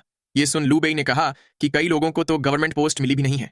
मुझे कोई फर्क नहीं पड़ता कि मेरी पोस्ट का स्टेटस कैसा है। वनवा को भी ये सुनकर खुशी हुई। उसने आगे लू बेई से कहा कि मैं तुम्हें एक और चीज गिफ्ट करना चाहता हूं। अगर कोई भी कभी भी तुमसे लड़ाई करने की कोशिश करे तो तुम मेरे नाम का यूज कर लेना, और साथ ही गुआन यू से कहना कि वो अच्छे से झांग फेई को काबू में रखे। फिर हमें उसी साल का समर का महीना दिखाया जाता है। लू बेई को आंशी काउंटी के कमांडेंट के तौर पर अपॉइंट कर दिया गया था। इसके बाद साल 187 में झांगे और झांगशुन का रिबेलियन हुआ, जिसे कि लू बेई और उसके भाइयों ने मिलकर सप्रेस कर दिया। वोनवा भी ये सब देखकर सोच रहा था कि चीजें किसी ना किसी तरह हिस्ट्री के मुताबिक ही हो रही हैं। फिर हमें उसी साल के जुलाई महीने का सीन दिखाया जाता है। वनवा भड़कते हुए लूबेई को डांट रहा था क्योंकि उसने अपनी पीठ पर चोट लगवा ली थी। लूबेई उससे पूछने लगा कि लेकिन तुम यहाँ क्या कर रहे हो? सामने से वनवा ने पूछा कि फिजिशियन अपने पेशेंट्स का इलाज करने के अलावा और क्या ही करेगा। ये सुन लूबेई ने पूछा कि क्या तुम्हें अपने असिस्टेंट इंपीरियल सेंसरेट के काम नहीं करने होते? तभी वनवा ने एक बड़ी सी नीडल निकालते हुए कहा कि लगता है तुम्हारे फिल्ट्रम पॉइंट या बबलिंग वेल पॉइंट को एक नीडल की जरूरत है। लूबेई बेचारा ये देखकर पूरी तरह से डर गया। थोड़ी देर बाद वोनवा ने बताया कि हर जगह रिबेलियन हो रहे हैं, इसलिए मेरे पास बिल्कुल भी वक्त नहीं बचता। लूबेई ने भी मुस्कुराते हुए कहा कि लेकिन फिर भी आप और आपके डिसाइपल्स की वजह से हम लोग चैन की सांस ले पा रहे हैं। तभी वोनवा ने उसे बताया कि एक बार यहाँ का काम निपट जाए तो हम लोग दूसरी रिबेलियन की जगहों पर जाने वाले हैं। लूबेई ने पूछा कि तो क्या इसका मतलब तुम जिंगझो जाने वाले हो? मैंने सुना है कि कुछ गद्दार लोग जिंगझो में पावर हासिल कर रहे हैं। ये सुनकर वोनवा चौंक गया। उसने सोचा कि तो फिर जियांगडोंग का टाइगर सुन जियान पक्का चांगशा प्रीफेक्चर के गवर्नर के तौर पर अपॉइंट हो चुका होगा। अब रिबेलियन हुआ है तो मुझे भी वहां जाना ही होगा। अगर चीजें अच्छे से हुई तो मैं सुनजियान के बेटे सुन चुआन से कनेक्शन भी बना सकता हूं। ऐसे ही कुछ और महीने बीत जाते हैं और हमें चांगशा प्रीफेक्चर की लिनशियांग काउंटी का सीन दिखाया जाता है। ये जगह होती है वहां की लोकल गवर्नमेंट ऑफिस। कोई बंदा गवर्नर झांग को आवाज लगा रहा था। वो बंदा झांग से पूछने लगा कि क्या आप ऐसे ही अपने होम टाउन वापस चले जाएंगे? गवर्नर सुनजियान भी आपको यहाँ रुकने के लिए बोल रहे हैं। सामने से झांग ने कहा कि अब जबकि कोई नया टैलेंट इस पोस्ट पर आ चुका है तो अब मुझे भी यहां से निकल लेना चाहिए। अब मैं जो चाहे वो कर सकता हूं। दरअसल ये बंदा होता है चांगशा काउंटी का फॉर्मर गवर्नर झांग जी। पीछे से उस बंदे ने झांग जी से कहा कि मैं जब भी लोयांग सिटी आऊंगा तो आपसे जरूर मिलूंगा। झांग जी ने उसे बताया कि जल्दबाजी करने की कोई जरूरत नहीं है, मैं अभी लोयांग सिटी वापस नहीं जा रहा। ये सुन उस बंदे ने पूछा कि तो फिर आप कहां जा रहे हैं? झांग जी मुस्कुराते हुए बोलने लगा कि मैंने सुना है गुयांग में डिवाइन फिजिशियन आए हुए हैं। फिर सीन गुयांग काउंटी के वोनवा के क्लिनिक पे शिफ्ट होता है। झांग जी भी दूर एक पेड़ के पीछे छिपा उसे ही देख रहा था। फिर उसने अपने आसपास देखते हुए सोचा कि मुझे वहां अंदर जाने के लिए कोई वैलिड रीजन चाहिए होगा। तभी उसे एक अच्छा सा पेड़ मिल गया। उसने तुरंत ही आंखें बंद करके अपना सिर उस पेड़ पे दे मारा। फिर वो क्लिनिक के पास जा पहुंचा जहां ओबो किसी का इलाज कर रहा था। उसने ओबो को आवाज लगाते हुए पूछा कि क्या यहां मेरा इलाज हो सकता है? ओबो बेचारा झांग जी की ऐसी हालत देखकर भौचक्का रह गया। उसने तुरंत ही उसे टेंट के अंदर आने को कहा। झांग जी मुस्कुराते हुए बोल रहा था कि मुझे इतनी भी ज्यादा चोट नहीं लगी। थोड़ी देर बाद ओबो ने उसकी पट्टी करते हुए कहा कि अगर आपको अजीब या डिजी फील हो तो मुझे बता दीजिएगा। फिर झांग जी चारों ओर देखते हुए सोचने लगा कि तो यही है उस डिवाइन फिजिशियन का क्लिनिक। ये बाकी के क्लिनिक से काफी अलग है। तभी वोनवा की आवाज सुन वो सोचने लगा कि क्या वो यंग लड़का ही डिवाइन फिजिशियन है।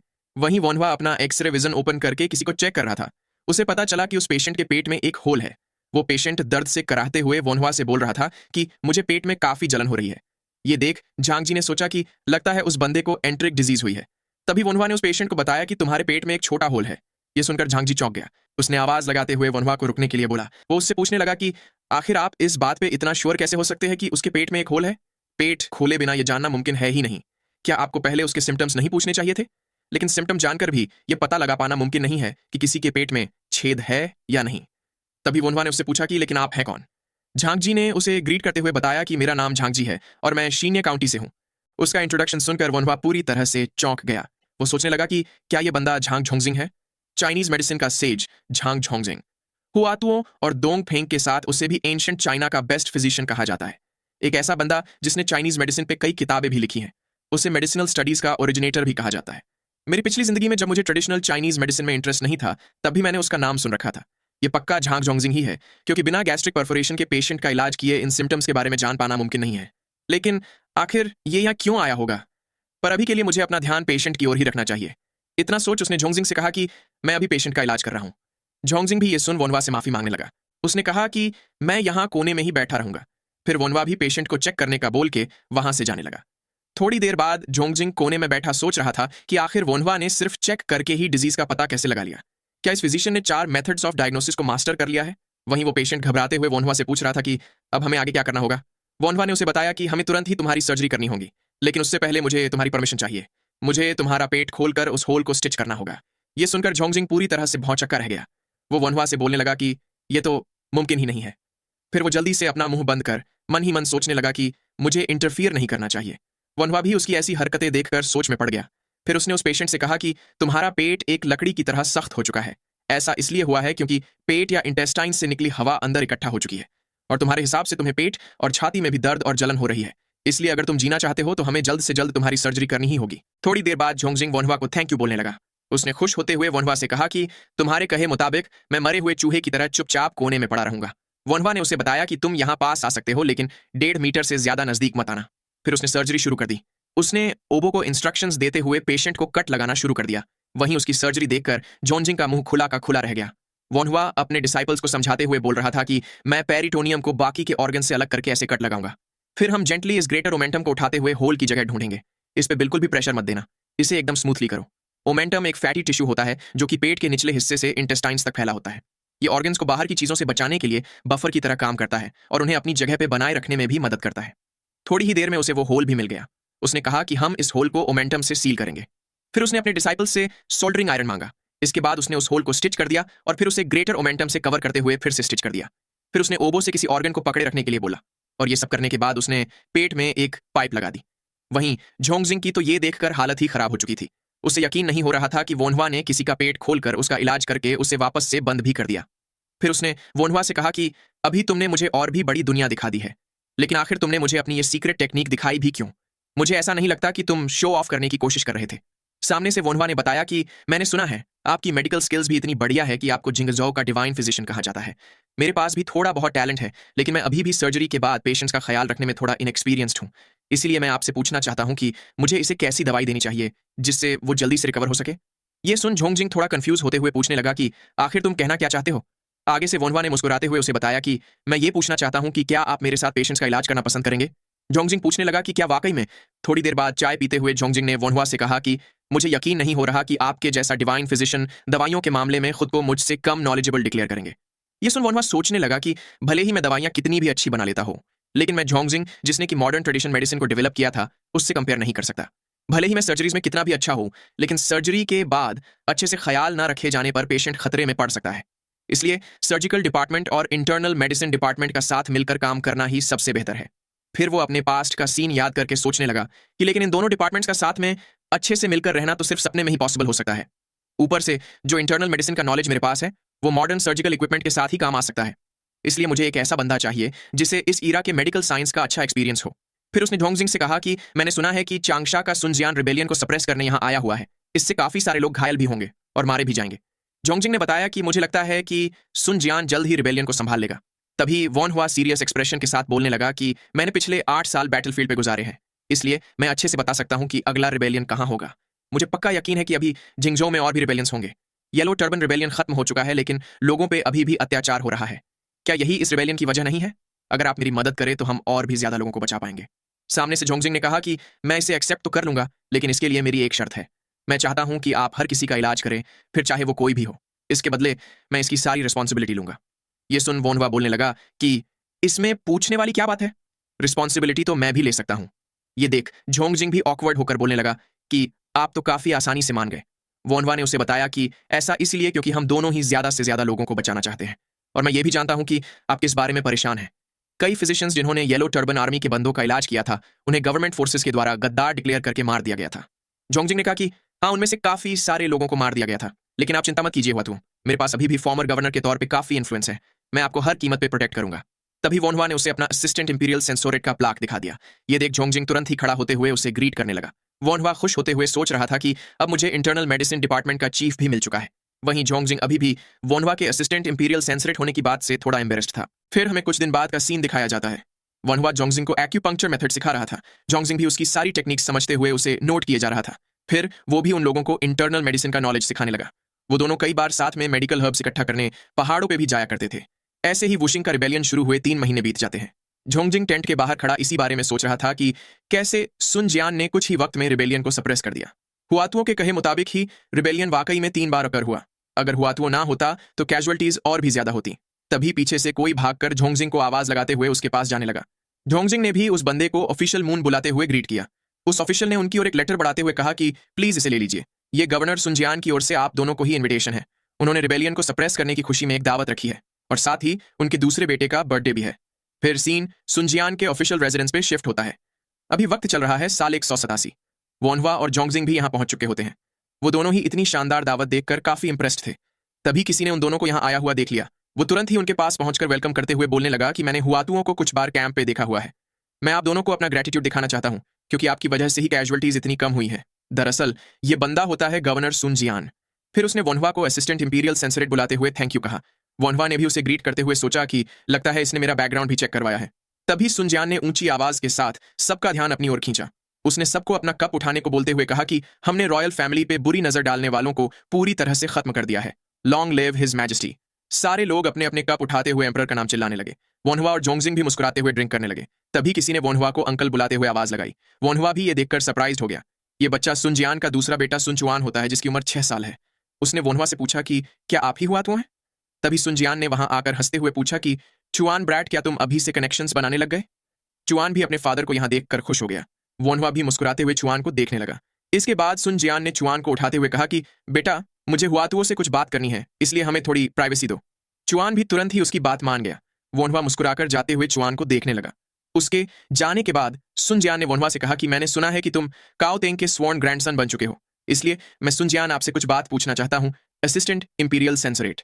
उसके एक्सप्रेशन देख वोनवा तुरंत ही उसकी बात काटकर बीच में ही बोलने लगा कि मेरा मानना है कि सारी अथॉरिटी हिज मैजेस्टी को ही बिलोंग करती है, और मुझे उन घमंडी यूनक्स के आसपास भटकना भी पसंद नहीं है। यह सुनकर सुनजैन ने पूछा कि लेकिन तुम तो काओ तिंग के स्वॉर्न ग्रैंडसन हो ना? सामने से वोनवा ने पूछा कि क्या येलो टर्बन रिबेलियन होने की असली वजह वो कमीने यूनक ही नहीं थे? सुनजियान ने उसकी बात में हामी भरते हुए कहा कि लेकिन कोई ये बात इतना ओपनली नहीं बोलता। वोनवा ने कहा कि मुझे इसकी वजह से इतने सारे पेशेंट्स को ट्रीट करना पड़ा। क्या तुम्हें लगता है कि इसके बावजूद भी मेरे मन में उनके लिए अच्छे विचार होंगे? वोनवा की बात सुनकर सुनजियान बोलने लगा कि तो फिर मुझे उम्मीद है कि तुम उन यूनक्स की तरह सत्ता के पीछे नहीं भागोगे। वोनवा ने तुरंत ही जवाब देते हुए बताया कि मुझे उन सब की कोई परवाह नहीं है, लेकिन मैं भी आपसे कुछ पूछना चाहता हूं गवर्नर सुनजियान। अगर आपको ऐसी ताकत दी जाए जिसे कि आप मना ना कर सके तो आप क्या करेंगे? सुनजियान हंसते हुए बोलने लगा कि ये तो मुझे भी नहीं पता, क्योंकि मैंने तो कभी ऐसी ताकत मिलने के बारे में सोचा भी नहीं है। वोनवा उसे देख मन ही मन बोलने लगा कि ये देखना इंटरेस्टिंग होगा कि ये रॉयल सील मिलने पे क्या करेगा। फिर सुनजियान ने वोनवा को ग्रीट करते हुए कहा कि आप इस दावत के मजे लीजिए, और अभी यहां से जाइएगा मत, क्योंकि शाम को मेरे दूसरे बेटे का बर्थडे भी है। इतना बोल सुनजियान अपने बेटे की ओर जाने लगा। उसने उसके साथ चलते हुए बताया कि ये हुआतुओ एक अच्छा इंसान है, तुम्हें उससे काफी कुछ सीखना चाहिए। चुआन ने भी मुस्कुराते हुए उसे हाँ में जवाब दिया। पीछे खड़े वोनवा ने सोचा कि चलो इसी बहाने मुझे भी थोड़ा ब्रेक मिल जाएगा। अब इन्होंने मुझे इनवाइट कर ही दिया है तो मेरा यहाँ से चला जाना काफी रूड होगा। लेकिन थोड़ी देर बाद ही चुआन किसी डिजीज के चलते बीमार हो जाता है। तो इस पार्ट को अब हम यहीं खत्म करते हैं। वैसे ये इस मानहवा का सेकंड लास्ट पार्ट है, इसलिए मैं चाहता हूं कि आप सब लोग मुझे कमेंट करके बताएं कि आपने ये मानहवा यहां तक क्यों देखी। इस मानहवा में ऐसी तो क्या खास बात थी जो आपने इसे अब तक फॉलो किया? ये चीज मुझे कमेंट करके जरूर बताइएगा, ताकि मैं आपके लिए ऐसी ही इंटरेस्टिंग मानहवा लाता रहूं।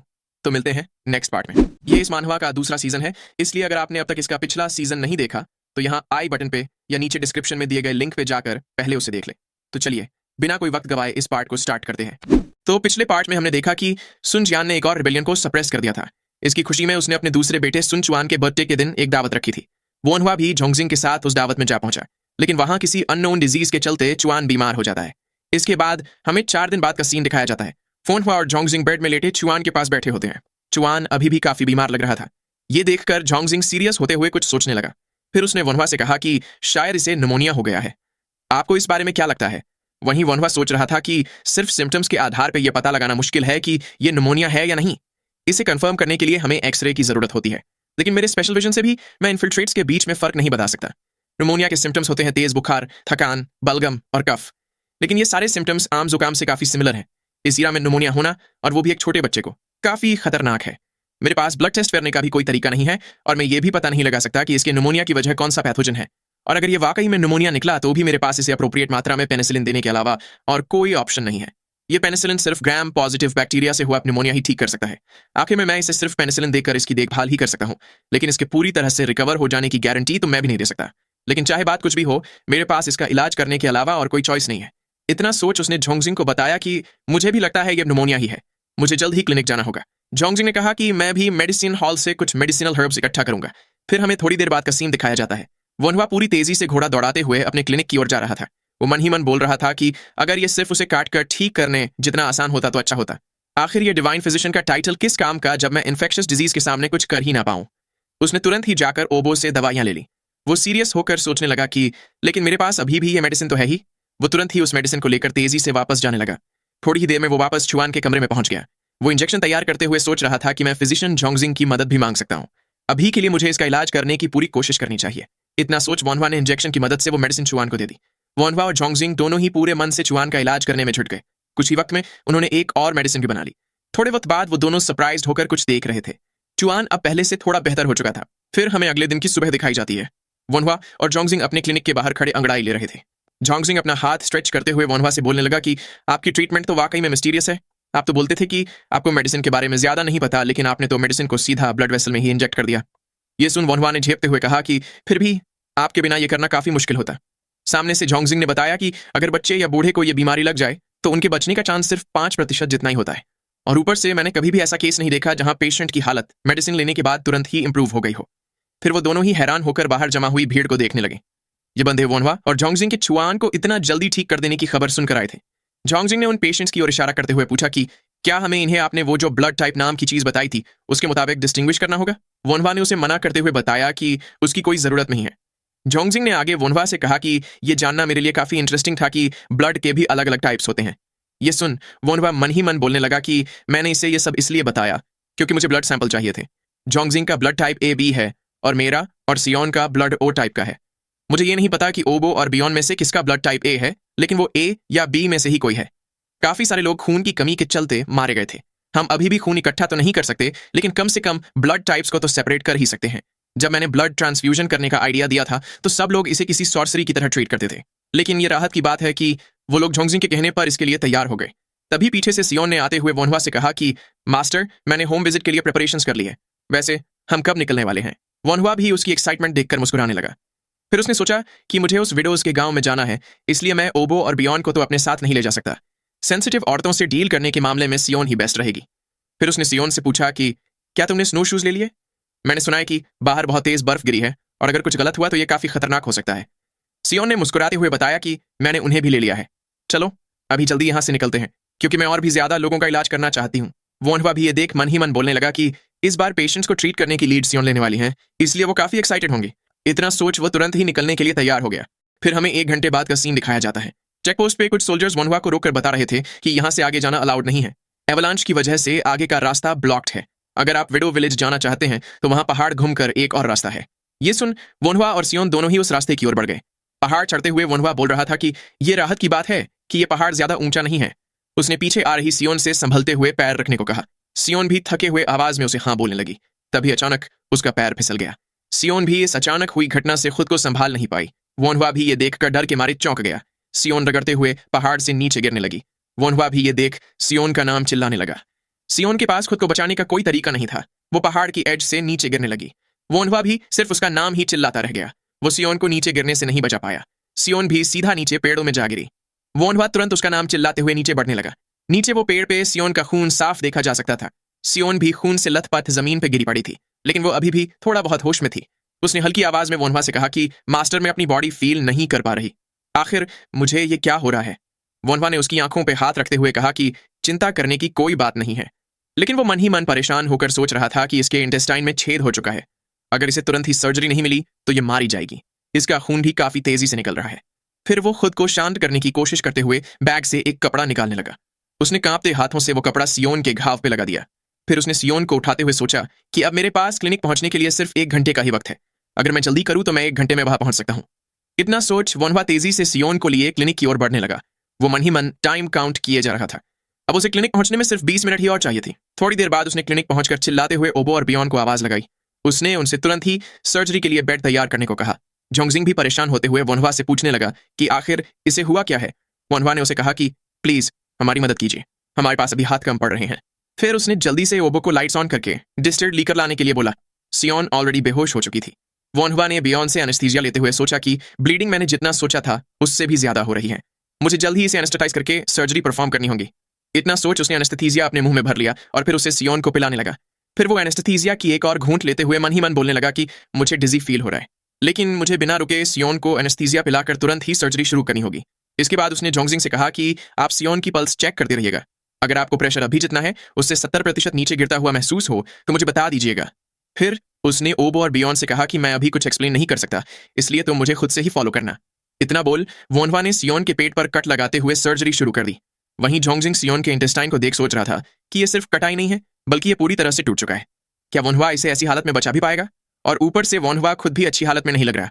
ये सर्जरी बिल्कुल भी आसान नहीं होगी, लेकिन मुझे ऐसा फील हो रहा है कि वोनवा इसे भी ओवरकम कर ही लेगा।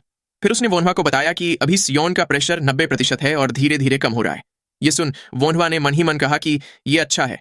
इंटेस्टाइन का टूटा हुआ हिस्सा इतना भी ज्यादा मैसी नहीं है, लेकिन असली दिक्कत है इसकी ब्लीडिंग। तभी जोंगजिंग ने परेशान होते हुए बताया कि सियोन का प्रेशर 80% हो चुका है। इसके कम होने की स्पीड बढ़ती ही जा रही है। वोनवा ये सुन मन ही मन सियोन से थोड़ा और हौसला रखने की रिक्वेस्ट करने लगा। वो उसे बोल रहा था कि अभी तो तुम्हें और भी बहुत कुछ सीखना बाकी है, तुम जल्द ही खुद के दम पे सर्जरी भी परफॉर्म कर पाओगी। फिर उसने ओबो से ब्लड साफ करने के लिए बोला। थोड़ी ही देर में उन्होंने इंटेस्टाइन को सील कर दिया। वोनवा के पूछने पर जोंगजिंग ने बताया कि अभी प्रेशर 60% तक नहीं गिरा है। तभी वोनवा को कुछ फील हुआ। वो सियोन की पल्स बढ़ती देखकर चौंक गया। वो उसे देख सोचने लगा कि क्या ये टैचिकार्डिया है? इसके पास इनफ ब्लड है भी नहीं। अगर इसे ब्लड ट्रांसफ्यूजन नहीं मिला तो ये काफी खतरनाक हो सकता है। सिर्फ मेरा ही ब्लड सियोन से कंपैटिबल है, लेकिन अभी सर्जरी खत्म होने में बहुत वक्त है।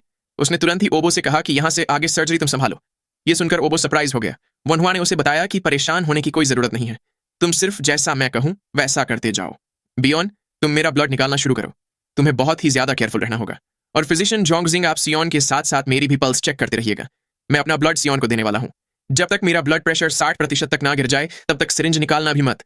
फिर भले ही चाहे मैं बेहोश ही क्यों ना हो जाऊं, अब मैं बाकी सब आपके हाथों में छोड़ रहा हूं। जिंगडोंग ने भी झिझकते हुए उसे हाँ में जवाब दिया। फिर वोनहवा ओबो को इंस्ट्रक्शंस देने लगा। ओबो भी वोनहवा के कहे मुताबिक सर्जरी परफॉर्म कर रहा था। ये देख वोनहवा ने मुस्कुराते हुए उसके काम की तारीफ की। उसने बियॉन से भी थोड़ा तेजी से ब्लड निकालने के लिए कहा।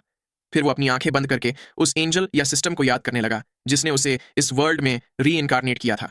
वो उससे फेवर मांगते हुए बोलने लगा कि तुमने मुझे री इनकारनेट होने के बाद एक पल में ही ट्रीट कर दिया था। भले ही तुम उतना ज्यादा ना कर पाओ, लेकिन प्लीज इस बच्ची की भी थोड़ी मदद कर दो।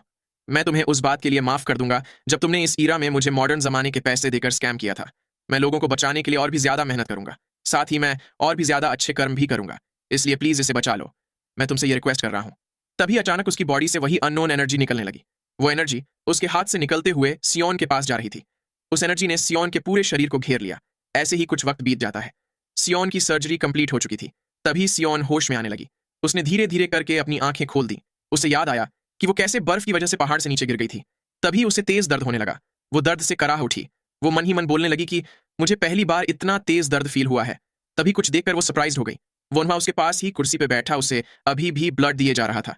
सियोन को समझ नहीं आ रहा था कि वो ये क्या कर रहा है। वो अपना हाथ उठाते हुए वोनहवा को आवाज लगाने लगी। तभी किसी ने उसका हाथ पकड़ते हुए हिलने से मना किया। जोंगजिंग ने उससे कहा कि अगर तुम्हारी ब्लड वेसल फट गई तो हमें उसे फिर से स्टिच करना पड़ेगा। सियोन बोलने लगी कि लेकिन मास्टर जब ऐसी हालत में है तो मैं कैसे। ये सुन जोंगजिंग गहरी सांस छोड़कर बोलने लगा कि ये मास्टर और डिसाइपल दोनों ही काफी जिद्दी है। उसने सियोन से कहा कि अगर वोनहवा जाग गया तो वो तुम्हें और मुझे दोनों को ही डांटेगा, इसलिए तुम चुपचाप लेटी रहो। हमें वोनहवा को भी थोड़ी देर आराम करने देना चाहिए। वोनहवा भी पूरे मजे लेकर सोया हुआ था। फिर जोंगजिंग ने सियोन के पास बैठते हुए बताया कि तुम 5 दिन बाद होश में आई हो। सच कहूं तो मुझे लगा नहीं था कि तुम पहला दिन भी निकाल पाओगी। सर्जरी के पहले और उसके बाद भी तुम्हारा काफी सारा खून निकल चुका था, लेकिन सिर्फ फिजिशियन वोनहवा ही तुम्हें ब्लड दे सकता था। इसने तुम्हें दिन में 2-2 बार ब्लड दिया। ये बोलता है कि वो बिल्कुल ठीक है, लेकिन एक फिजिशियन के तौर पे मैं अच्छे से जानता हूँ कि कोई कितना ब्लड खोने पे मारा जाएगा। वोनवा ने तुम्हें बचाने के लिए अपनी जान दांव पे लगा दी थी। लेकिन ये राहत की बात है कि तुम दोनों ही एकदम ठीक हो। मैचिंग ब्लड ढूंढना वाकई में काफी इंपॉर्टेंट है।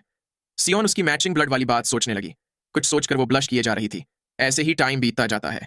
सियोन को हर रोज किसी न किसी तरह की दवाइयां पिलाई जा रही थी। वो भी चुपचाप उनकी दी हुई सारी दवाइयां पी रही थी। वोनवा उसे पहले की तरह ठीक होता देख काफी रिलाइव्ड फील कर रहा था। ऐसे ही एक महीना बीत जाता है। वोनवा ने सियोन से कहा कि मैं तुम्हारा घाव देखना चाहता हूँ। वहीं सियोन इससे काफी शर्मा रही थी। फिर उसने वोनवा की ओर देख मन ही मन कहा कि मास्टर मुझे सिर्फ एक पेशेंट के तौर पे ही देख रहे हैं, लेकिन मैं यहाँ अजीब चीजें सोचे जा रही हूँ। वहीं वोनवा सियोन का घाव देखकर अजीब मुंह बनाते हुए कुछ और ही सोच रहा था। उसे ये बात बिल्कुल भी समझ नहीं आ रही थी। वो सोचने लगा कि सियोन का पेट पूरी तरह से इंजर्ड हो चुका था, लेकिन सिर्फ एक ही महीने में वो पूरी तरह से हील हो चुका है। अब सिर्फ ये एक छोटा सा निशान ही बचा है। भले ही झोंगजिंग की दवाई कितनी भी अच्छी हो, लेकिन ये इतना जल्दी हील कैसे हो सकता है? अगर मॉडर्न मेडिसिन का इस्तेमाल किया जाए तो भी इतना ज्यादा हील करना पॉसिबल नहीं है।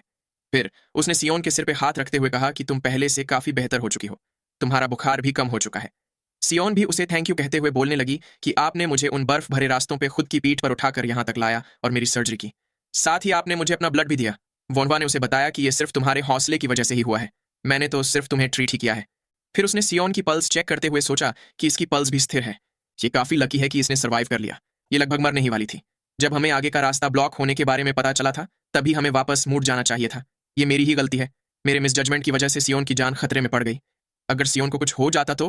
वो ये सब सोच ही रहा था कि तभी सियोन ने उसे आवाज लगाई। वोनवा ने उसे देख सोचा कि अभी के लिए मुझे इसे ठीक करने पे फोकस करना चाहिए। सियोन शर्माते हुए उसे कुछ बताने की कोशिश कर रही थी। वहीं वोनवा उसकी बात ना समझते हुए उसे खतरे में डालने के लिए माफी मांगने लगा। वहीं सियोन की शर्म के मारे हालत खराब हुए जा रही थी। वोनवा उसे बोल रहा था कि मैं तुम्हारी पूरी रिस्पॉन्सिबिलिटी लूंगा। तभी सियोन ने थोड़ी हिम्मत जुटाते हुए कहा कि वो सब तो ठीक है, लेकिन आपका हाथ। दरअसल वोनवा ने अपनी सोच में डूबे हुए कब उसका हाथ पकड़ लिया था, ये उसे खुद भी पता नहीं चला। बेचारी सियोन की शर्म के मारे हालत खराब हो चुकी थी। वोनवा ने तुरंत ही उसका हाथ छोड़ दिया। फिर वो ऑकवर्ड होते हुए बोलने लगा कि अब तुम थोड़ी देर आराम करो। इतना बोल वो वहां से जाने लगा। वो पर्दा हटाकर टेंट से बाहर निकल आया। तभी उसे अपना हार्ट काफी तेजी से धड़कता हुआ महसूस हुआ। ये देख वो डरते हुए सोचने लगा कि क्या मुझे अरिदमिया हो गया है। वो अरिदमिया की बात सोचकर परेशान हो गया। ऐसे ही कुछ वक्त और बीत जाता है और हमें साल 188 के मार्च महीने में लुयांग सिटी का काओ फैमिली रेजिडेंस दिखाया जाता है। वोनवा और काओ काओ एक दूसरे के हाल चाल पूछ रहे थे। काओ काओ ने एक्सपेक्ट नहीं किया था कि वोनवा इतना जल्दी यहाँ आ जाएगा। वोनवा ने उससे कहा कि अब जबकि मैं यहाँ आ ही गया हूँ तो मुझे ग्रैंडपा को भी चेक कर लेना चाहिए। जितनी उनकी उम्र है वो कभी भी कोलैप्स हो सकते हैं। इतना बोल वो काओ तेंग के कमरे में पहुंचकर उन्हें ग्रीट करने लगा। वो उनसे बोल रहा था कि मुझे आपसे मिलने और भी ज्यादा जल्दी आ जाना चाहिए था। तभी वो कुछ देखकर हैरान हो गया। वो काओ तेंग को देखकर सोचने लगा कि इनका वजन कैसे बढ़ गया। ये डाइट थेरेपी फॉलो कर रहे हैं और साथ ही एक्सरसाइज भी कर रहे हैं, इसलिए इनका वजन बिल्कुल भी नहीं बढ़ना चाहिए था। ये सोच वो काओ तेंग की पल्स चेक करने लगा। उसे पता चला कि काओ तेंग की किडनी और ब्लैडर की पल्स काफी सख्त हो चुकी थी और साथ ही उनकी येन एनर्जी भी काफी थिक थी। इनका एडिमा भी काफी बढ़ चुका था। प्रेस करने पर उनकी स्किन को वापस नॉर्मल होने में वक्त लग रहा था और ऊपर से उनकी पूरी बॉडी भी सूज चुकी थी। ये देख वोनवा ने काओ तेंग से पूछा कि आपकी बॉडी सूजनी कब स्टार्ट हुई थी। काओ तेंग ने उसे बताया कि इसे तकरीबन 3 महीने हो चुके हैं। मैं सिर्फ अपनी दवाइयां लेता गया और इस पर ज्यादा ध्यान नहीं दिया। वहीं वोनवा परेशान होते हुए सोच रहा था कि ये सारे सिम्टम्स किडनी से रिलेटेड किसी दिक्कत की ओर इशारा कर रहे हैं, लेकिन मैं बिना ब्लड या यूरिन टेस्ट के ये पता नहीं लगा सकता कि ये कौन सी डिजीज है। इतना सोच उसने अपना एक्सरे विजन ओपन कर दिया। ऐसा करते ही उसे काओ तेंग की किडनी साफ साफ दिखाई देने लगी। उसे देख वो परेशान होकर मन ही मन बोलने लगा कि इनकी किडनी सिकुड़ रही है और उसकी सरफेस पे भी इरेगुलरिटीज है। मुझे पक्का यकीन है कि ये क्रॉनिक रीनल फेलियर का केस है और अगर इनकी उम्र और हाई ब्लड प्रेशर के साथ ही डायबिटीज को कंसिडर किया जाए तो इस ईरा में इन्हें ठीक करने का कोई भी तरीका नहीं है। इतना सोच उसने काओ तेंग को आवाज लगाई। उसने उन्हें बताया कि मैं इस डिजीज का इलाज नहीं कर सकता। ये सुनकर काओ तेंग भी चौंक गया। फिर हमें थोड़ी देर बाद का सीन दिखाया जाता है। जुगाओ चिल्लाते हुए वोनहुआ से पूछ रहा था कि तुम हुआ तू होकर भी इसका इलाज कैसे नहीं कर सकते? क्या तुमने डायग्नोसिस करने में तो कोई गलती नहीं कर दी ना? बाकी के फिजिशियंस तो बोल रहे थे कि आराम करने से ये बिल्कुल ठीक हो जाएंगे। तभी काओ तेंग ने उसे शांत होने के लिए कहा। उसने आगे कहा कि अगर डिवाइन फिजिशियन जो कि मरते हुए लोगों को भी बचा लेता है उसने ऐसा कहा है तो ये बात सच ही होगी। इतना बोल उसने वोनहुआ से थोड़ी देर आराम करने के लिए कहा, लेकिन जुगाओ अभी भी उनकी बात ना मानते हुए बोलने लगा कि हम आपका इलाज करने के लिए और भी फिजिशियंस को बुला सकते हैं। तभी काओ तेंग गुस्से से अपना हाथ पछाड़ते हुए पूछने लगा कि वो बेवकूफ लोग जो ये भी पता नहीं लगा पाए कि मैं बीमार हूं, उनसे तुम क्या एक्सपेक्ट कर रहे हो? अगर वनहुआ ना होता तो मैं उन बेवकूफों की दवाइयां पीते हुए बिना कोई वजह जाने ही मर जाता। अभी के अभी यहां से चले जाओ। ये सुन वो लोग उसका ऑर्डर मानते हुए वहां से निकल गए। ऐसे ही रात हो जाती है। काओ तेंग अपने बेड में लेटा गहरे विचारों में खोया हुआ था। वो वोनहुआ की बताई बात याद करने लगा कि कैसे ये एक डेडली डिजीज है। वो फ्रस्ट्रेट होते हुए बोलने लगा कि मैं पेशाब नहीं कर पा रहा, लेकिन फिर भी मुझे पानी की तलब हुए जा रही है। तभी अचानक वनवा के पानी लेकर वहां आ जाने की वजह से काओ तेंग चौंक गया। वो वनवा से पूछने लगा कि ब्रैट, क्या मैंने तुम्हें यहाँ से चले जाने के लिए नहीं बोला था? वोनवा ने उनसे माफी मांगकर कहा कि मुझे इस बीमारी का पता पहले ही लगा लेना चाहिए था। एक स्वॉन ग्रैंडसन के तौर पे मैं आपकी हेल्थ के प्रति काफी नेग्लिजेंट था, इसलिए मैं आपसे माफी मांगना चाहता हूँ। तभी काओ तेंग ने वोनवा के हाथ से वो पानी का बोल लेते हुए कहा कि मैंने तुम्हें खुद अपनी मर्जी से ही खुला छोड़ दिया था। शायद ये मुझे उसी की कीमत चुकानी पड़ रही है, लेकिन ये बात भी सच है कि तुमने हमारी फैमिली को काफी बेनिफिट किया है। तुमने काफी सारे लोगों की जिंदगी बचाई है। काओ फैमिली को हिस्ट्री में दर्ज करवाना मेरी जिंदगी कुछ सालों से बढ़ाने से ज्यादा बेहतर है, इसीलिए तुम चिंता मत करो। सब कुछ जैसा किस्मत में लिखा है वैसे ही हो रहा है। वोनहुआ भी उनकी बात सुनकर सोच में पड़ गया। इसके बाद साल 188 के अप्रैल महीने में मड़ी स्ट्रीम फैक्शन के मास्टर और एक लेजेंडरी यूनक काओ तेंग की मौत हो जाती है। बड़े बड़े फ्यूडल लॉर्ड्स और मिलिट्री ऑफिशियल्स के साथ काफी लोगों ने काओ तेंग का फ्यूनरल अटेंड किया था। फिर हमें 1 महीने बाद का सीन दिखाया जाता है। वोनहुआ वहां से जाते हुए काओ काओ से बोल रहा था कि ग्रैंडफादर ने मुझे 10 दिन और रुकने के लिए बोला था, लेकिन मैं तो यहाँ पूरा 1 महीना ही रह लिया। सामने से काओ तेंग ने पूछा कि क्या अब तुम फिर से घूमते हुए लोगों का इलाज करने वाले हो? वोनहुआ ने उसे बताया कि फिलहाल तो मैं थोड़ा वक्त अपने घर पे रुकने का प्लान बना रहा हूँ। मेरे बड़े भाई हुआफेई की शादी होने वाली है। ये सुन काओ काओ वोनहुआ को पकड़कर बोलने लगा कि अब तो तीनों भाइयों में सिर्फ तुम ही बचे हो। वोनहुआ ने मुंह बनाते हुए कहा कि मेरा ख्याल मैं खुद ही रख लूंगा। फिर उसने काओ काओ से कहा कि प्लीज थोड़ा केयरफुल रहिएगा, क्योंकि इंपीरियल महल अब और भी ज्यादा कैओटिक होने वाला है। ये सुन काओ काओ भी सीरियस होते हुए पूछने लगा कि अब ग्रैंडफादर के मरने के बाद वो और कितना कैओटिक हो सकता है। वोनहुआ ने कहा कि अब उन यूनिक्स जिन्हें की ग्रैंडपा ने सप्रेस कर रखा था, उनके अब तक भरे हुए इमोशंस जरूर बाहर आएंगे। काओ काओ ने आगे कहा कि लेकिन इन सब में एक चीज तो अच्छी हुई ही है, अब मुझे ग्रैंडफादर की चिंता करने की जरूरत नहीं होगी। उसके एक्सप्रेशन देख वोनहुआ ने मन ही मन कहा कि जैसा मैंने सोचा था वैसे ही ये काओ काओ अब तक अपने ग्रैंडफादर से दब कर रह रहा था। मुझे यकीन नहीं होता कि इसने यूनिक्स से इतनी नफरत होने के बाद भी अब तक खुद को होल्ड किया। फिर वो काओ काओ को ग्रीट करके वहां से निकल गया। वो वापस अपने घर जाते हुए रास्ते में सोच रहा था कि अगर ग्रैंडफादर के जिंदा रहते ही एम्परर मर गया होता तो हालत क्या होते। लेकिन अभी के केस में 10 अटेंडेंट्स का रिबेलियन होकर ही रहेगा। अगर मैंने इसमें दखल देने की कोशिश की तो सब कुछ बदल सकता है, इसलिए मैं इसे ऐसे ही छोड़कर अब तक जैसे जिता आया हूं वैसे ही आगे भी एक फिजिशियन के तौर पे ही जिता रहूंगा, जैसे कि ग्रैंडफादर ने कहा था। फिर हमें साल 188 के जुलाई महीने में हुआ रेजिडेंस का सीन दिखाया जाता है। यहाँ हुआफेई की शादी हो रही थी। चियाओ काउंटी के गवर्नर हुआफेई ने अपने मास्टर गुआंगलू की बेटी बानही से शादी कर ली। थोड़ी देर बाद वोनहुआ ने भी जाकर अपने भाई को कंग्रेचुलेट किया। हुआफेई हंसते हुए बोलने लगा कि मुझे यकीन नहीं हो रहा कि ग्रेट हुआतुओ मुझे कंग्रेचुलेट कर रहा है। फिर उसने शातिर मुस्कान के साथ वोनहुआ से कहा कि अब तो तुम ये भी नहीं बोल सकते कि तुम अपने बड़े भाई से पहले शादी नहीं कर सकते। अब तो सिर्फ तुम अकेले ही बाकी हो। ये सुनकर वोनहुआ चिढ़ गया। पीछे खड़ी सियोन भी उन्हें ही देख रही थी। वो मन ही मन सोच रही थी कि मुझे कोई शादी अटेंड किए काफी लंबा वक्त हो चुका है। वो दोनों भी काफी खुश दिख रहे हैं। मैंने इस सब से बचने के लिए सबको ये बोल रखा था कि मेरी पहले ही सगाई हो चुकी है और अब तो मुझे कोई प्रपोज भी नहीं करता। लेकिन इसमें कोई बुरी बात भी नहीं है, क्योंकि उस वक्त में मैंने काफी सारी मेडिकल स्किल्स सीख ली है। तभी किसी की आवाज सुनकर वो चौंक गई। ये वोनहुआ की माँ यानी कि मैडम हुआ होती है। वो सियोन से बोलने लगी कि तुम्हारी तो शादी की उम्र निकले भी अरसा हो चुका है। बेचारी सियोन उनकी बात सुनकर अपनी जगह पर ही जम गई। वो बहाना बनाते हुए कुछ बोलने की कोशिश कर रही थी, लेकिन मैडम हुआ ने उसका हाथ पकड़ते हुए कहा कि इसमें चिंता की कोई बात नहीं है। मेरे सबसे छोटे बेटे की भी अभी शादी नहीं हुई है, लेकिन मैं उसे भी जल्द ही निपटाना चाहती हूँ। लेकिन फिर भी मुझे ये बात जानकर राहत होती है कि तुम्हारे जैसी वंडरफुल यंग लेडी उसे कंपनी दे रही है। सियोन भी उनकी बातें सुनकर अपनी जगह पे ही जम गई। फिर वो उनकी बातों का मतलब जानने की कोशिश करते हुए सोचने लगी कि क्या इसका मतलब मैडम हुआ ने मुझे अप्रूवल दे दिया है। वहीं दूर खड़े वोनहुआ और हुआफेई भी उन्हें ही देख रहे थे। हुआफेई वोनहुआ को पकड़कर हंसते हुए बोलने लगा कि लगता है हमें जल्द ही एक और अच्छी खबर मिलने वाली है। वोनहुआ को उसकी बात समझ नहीं आई। हुआफेई हंसते हुए पूछने लगा कि क्या अब मुझे सियोन को सिस्टर इन लॉ कहकर बुलाना होगा? छोटे, अब तुम्हें भी खुद से कुछ करना होगा। अब तो हमारी माँ भी तुम्हारे लिए इतनी मेहनत कर रही है।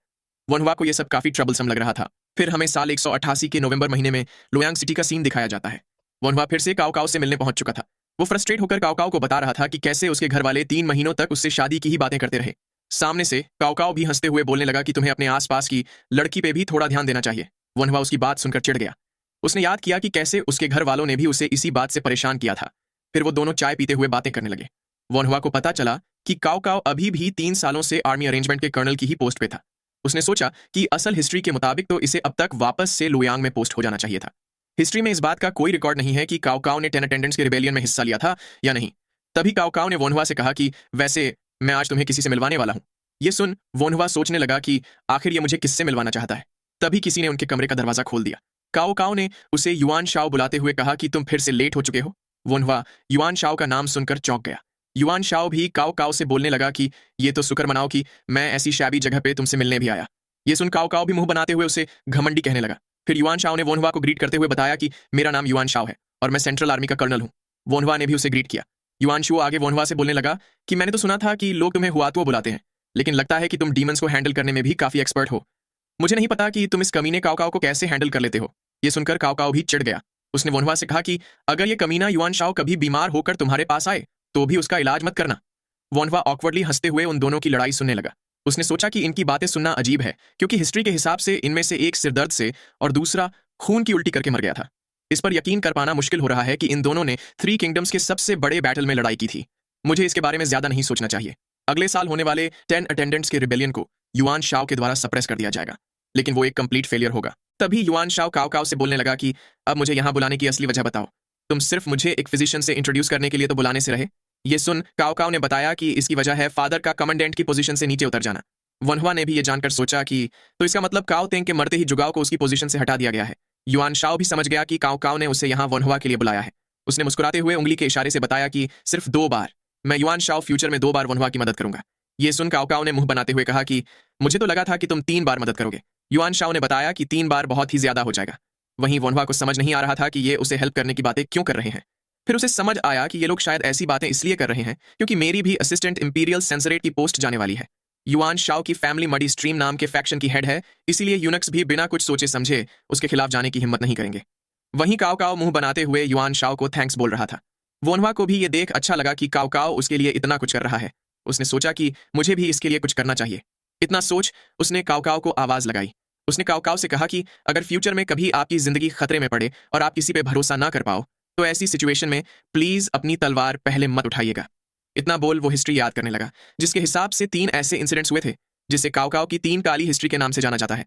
उसमें से एक इंसिडेंट था लू बोशे नाम की पूरी फैमिली का मर्डर, जो कि काओ काओ ने दोंगजुओ के पावर हासिल कर लेने के बाद किया था। इसे रोकने का सबसे बेस्ट सोल्यूशन होगा दोंगजुओ को लुओयांग सिटी में एंटर ही ना होने देना। लेकिन मैं इस मामले में कुछ नहीं कर सकता। सब कुछ सॉल्व हो जाएगा अगर ये युआन शाओ उस दोंगजुओ को बुलाए ही ना। लेकिन इसे रोकने का कोई तरीका नहीं है। ये एक सस्पिशियस इंसान है, इसलिए दोंगजुओ का नाम लेना भी इसे शक में डाल सकता है। तभी काओ काओ ने पूछा कि खतरे के वक्त में पहले मेरी तलवार ना उठाने से तुम्हारा क्या मतलब। वोनवा ने बताया कि मैं आपसे सिर्फ इतना बोल रहा हूं कि वैसी सिचुएशन में सोच समझकर काम लीजिएगा। इतना बोल वो मन ही मन पूछने लगा कि आखिर काओ काओ, जो कि सबसे ज्यादा लॉयल था, उसने अपना मन कब बदला था। शायद उसने अपना मन उस लू बोशे फैमिली को मारने के बाद बदला था। तभी युआन शाओ ने भी कहा कि काओ काओ को बिना सोचे समझे काम करने की तो आदत ही है। फिर उसने वोनवा से कहा कि तुम जैसा मैंने सुना था वैसे ही समझदार हो, तो फिर तुम मुझे भी कोई एडवाइस क्यों नहीं देते। वोनवा ने झिझकते हुए उसे कहा कि मेरे जैसा एक आम इंसान आपको एडवाइस कैसे दे सकता है। फिर वो मन ही मन बोलने लगा कि अगर मैंने एडवाइस दे भी दी तो भी तुम उसे सुनने वाले तो हो नहीं। युआन शाओ ने भी वोनवा की बातें सुन उसकी तारीफ करते हुए कहा कि मुझे यकीन नहीं हो रहा कि तुम्हारे जैसा इंसान काओ काओ के अंडर काम करता है। ये सुन वनवा ने सोचा कि क्या ये काओ काओ को चेक करने की कोशिश कर रहा है या फिर ऐसे ही मेरा मजाक उड़ा रहा है। तभी काओ काओ ने युआन शाओ को बताया कि वनवा मेरा स्वॉर्न ब्रदर है, लेकिन उससे पहले वो एक फिजिशियन है जो कि दुनिया घूमते हुए लोगों की जिंदगी बचाता है। इसलिए हुआ तो वो मेरे अंडर नहीं बल्कि आसमान के अंडर है। वनवा को भी काओ काओ की बात काफी टचिंग लगी।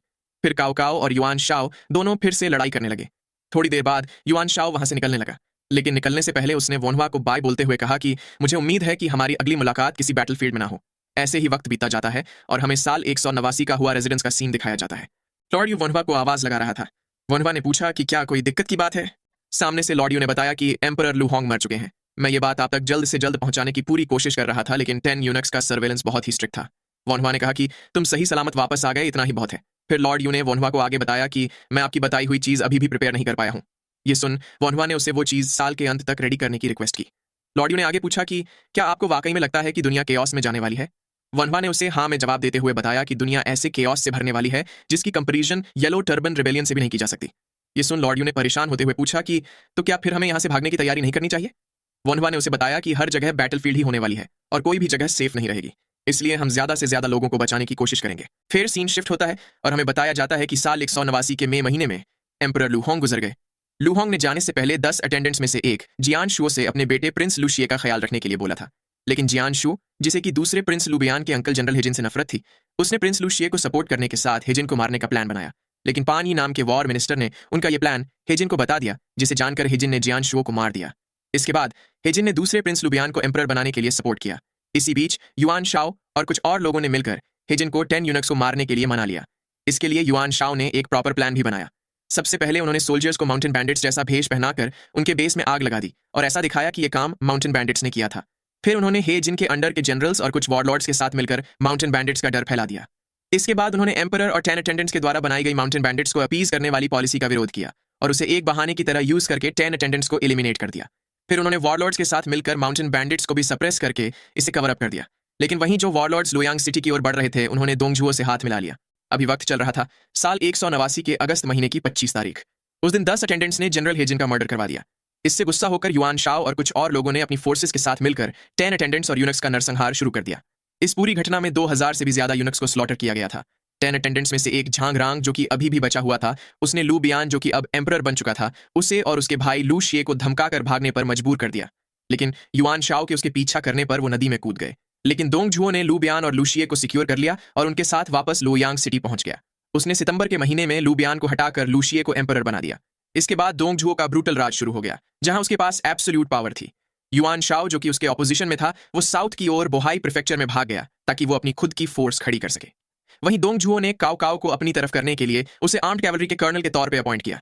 लेकिन काओ काओ ने उसकी अपॉइंटमेंट को रिजेक्ट कर दिया और वापस अपने होम टाउन चला गया। इसके बाद सीन शिफ्ट होता है और हमें गहरे जंगल के बीच दो बंदे दिखाई देते हैं। काओ काओ दोंगझुओ से बचते हुए लू बोशे के घर पहुंच चुका था। काओ काओ दोंगझुओ से इसीलिए बच रहा था क्योंकि उस ईरा में बिना हाई रैंकिंग ऑफिशियल की इजाजत के कैपिटल से बाहर जाना एक गद्दारी के तौर पे देखा जाता था। लू बोशे ने उस पर दया दिखाते हुए उसे अपने घर में ठहरने के लिए जगह दे दी। फिर वो उसे कमरे में छोड़कर थोड़ी देर के लिए कहीं चला गया। वहीं काओ काओ सोच रहा था कि मुझे दोंगझुओ को येलो टर्बन रिबेलियन के वक्त ही निपटा देना चाहिए था, लेकिन मैं अब भी उसे मारकर ही रहूंगा। तभी उसे बाहर से कुछ आवाजें सुनाई देने लगी। उसे बाहर से कुछ तलवार जैसी आवाज सुनाई दे रही थी। तभी एक बंदे ने किसी से कहा कि जल्दी से दरवाजा बंद कर दो, वरना वो भाग जाएगा। क्या तुम उसे बांधने के लिए रस्सी तो लाए हो ना? काओ काओ भी उनकी बातें सुनकर चौकन्ना हो गया। बाहर खड़े बंदे एक दूसरे को धीमी आवाज में बात करने के लिए बोल रहे थे। ये सब सुन काओ काओ मन ही मन बोलने लगा कि मुझे इंपीरियल महल छोड़ते ही पता चल गया था कि जहां भी मैं जाऊंगा वहां मुझे सिर्फ बैटलफील्ड ही मिलेगी, और मैं बैटलफील्ड पे बिल्कुल भी हराया नहीं जाऊंगा। वहीं बाहर बैठा एक बंदा अपने चाकू की धार तेज कर रहा था। वो उस चाकू को देख मुस्कुराने लगा। तभी उसे अपने पीछे किसी के आने का एहसास हुआ। काओ काओ ने तुरंत ही उस पर वार कर दिया। तभी बाकी के बंदे भी उसका नाम चिल्लाने लगे। वो लोग काफी सरप्राइज दिख रहे थे। काओ काओ ने उन्हें भी तुरंत ही खत्म कर दिया। उन्हें मारने के बाद उसने चैन की सांस लेते हुए सोचा कि बारिश के चलते मुझे इनकी चीखें भी नहीं सुनाई दी। तभी उसे अपने पीछे से कुछ आवाज आई। ये एक बंधा हुआ सुअर होता है। ये लोग जो थोड़ी देर पहले रस्सी से बांधने की और भागने से रोकने की बातें कर रहे थे, वो सिर्फ एक सुअर के बारे में ही थी। काओ काओ को वोनहुआ की वो बात याद आने लगी कि जब तुम्हारी जान खतरे में हो और तुम किसी पे भरोसा ना कर पाओ, तब अपनी तलवार पहले मत उठाना। अपनी गलती का एहसास करते हुए काओ काओ अपनी जगह पे ही जम गया। तभी लू बोशे भी वहां पर आ गया। वो वहां का नजारा देखकर खुद की आंखों पे यकीन नहीं कर पा रहा था। काओ काओ अभी भी वैसे ही खड़ा हुआ था। फिर उसने लू बोशे से माफी मांगी। वो उसकी ओर बढ़ते हुए बोलने लगा कि मैंने अपने शक के चलते तुम्हारी मेहमान नवाजी को धोखा दे दिया, लेकिन मेरे लिए दूसरों से धोखा खाने से बेहतर है दूसरों को खुद धोखा देना। इतना बोल उसने लू बोशे को भी खत्म कर दिया। ऐसे ही 2 महीने बीत जाते हैं और साल 190 का जनवरी महीना शुरू हो जाता है।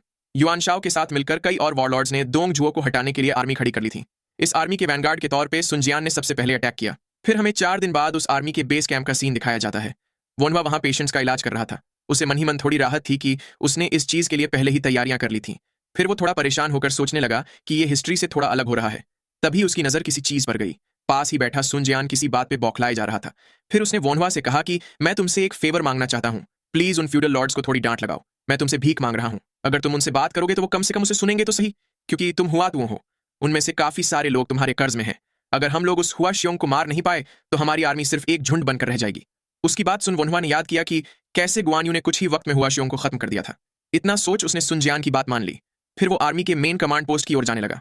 उस टेंट के अंदर हुआ शियोंग को ना हरा पाने की वजह से बहस चल रही थी। वोनहुआ को भी बाहर खड़े उनकी आवाज साफ साफ सुनाई दे रही थी। तभी किसी ने पीछे से उसे आवाज लगाई।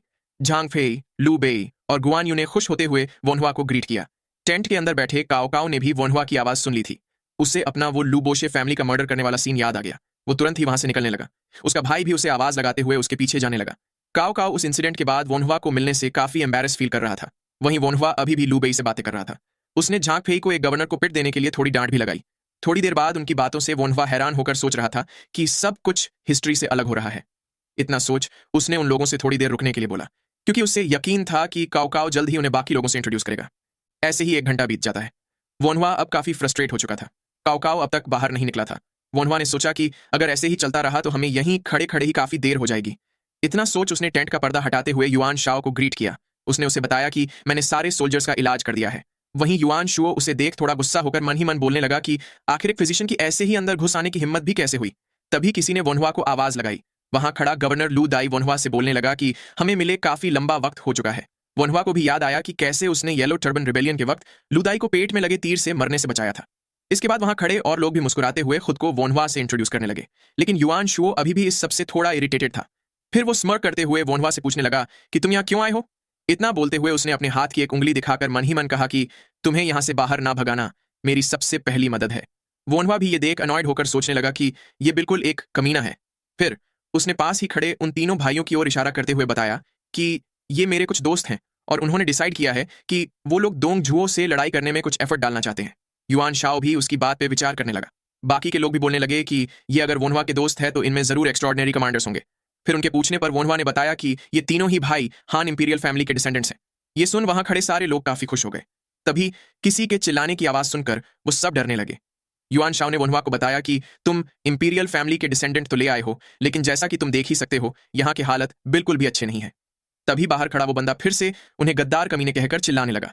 उसने चिल्लाते हुए कहा कि अगर तुम लोग जीना चाहते हो तो तुरंत ही गेट खोलकर खुद को सरेंडर कर दो, वरना मैं हुआ शियोंग अपने इस भाले पे तुम्हारा सिर लटकाकर ग्रैंड कमांडेंट दोंग जुओ के सामने पेश करूंगा। क्या तुम कायरो को मेरी आवाज सुनाई नहीं दे रही? उसकी आवाज सुन अंदर खड़े सारे वॉरलॉर्ड्स कुछ ना कुछ बहाना बनाते हुए उससे लड़ने की बात को टालने लगे। ये देख वोनवा ने सोचा कि ऐसे वक्त पे काओ को इन्हें समझाना चाहिए था, लेकिन आखिर वो है कहाँ। तभी युआन शाओ ने उन वॉरलॉर्ड से कहा कि हुआ तो वो खुद हमारी पोस्ट पे आया है, इसलिए हमें एक बार उसका ओपिनियन भी सुन लेना चाहिए।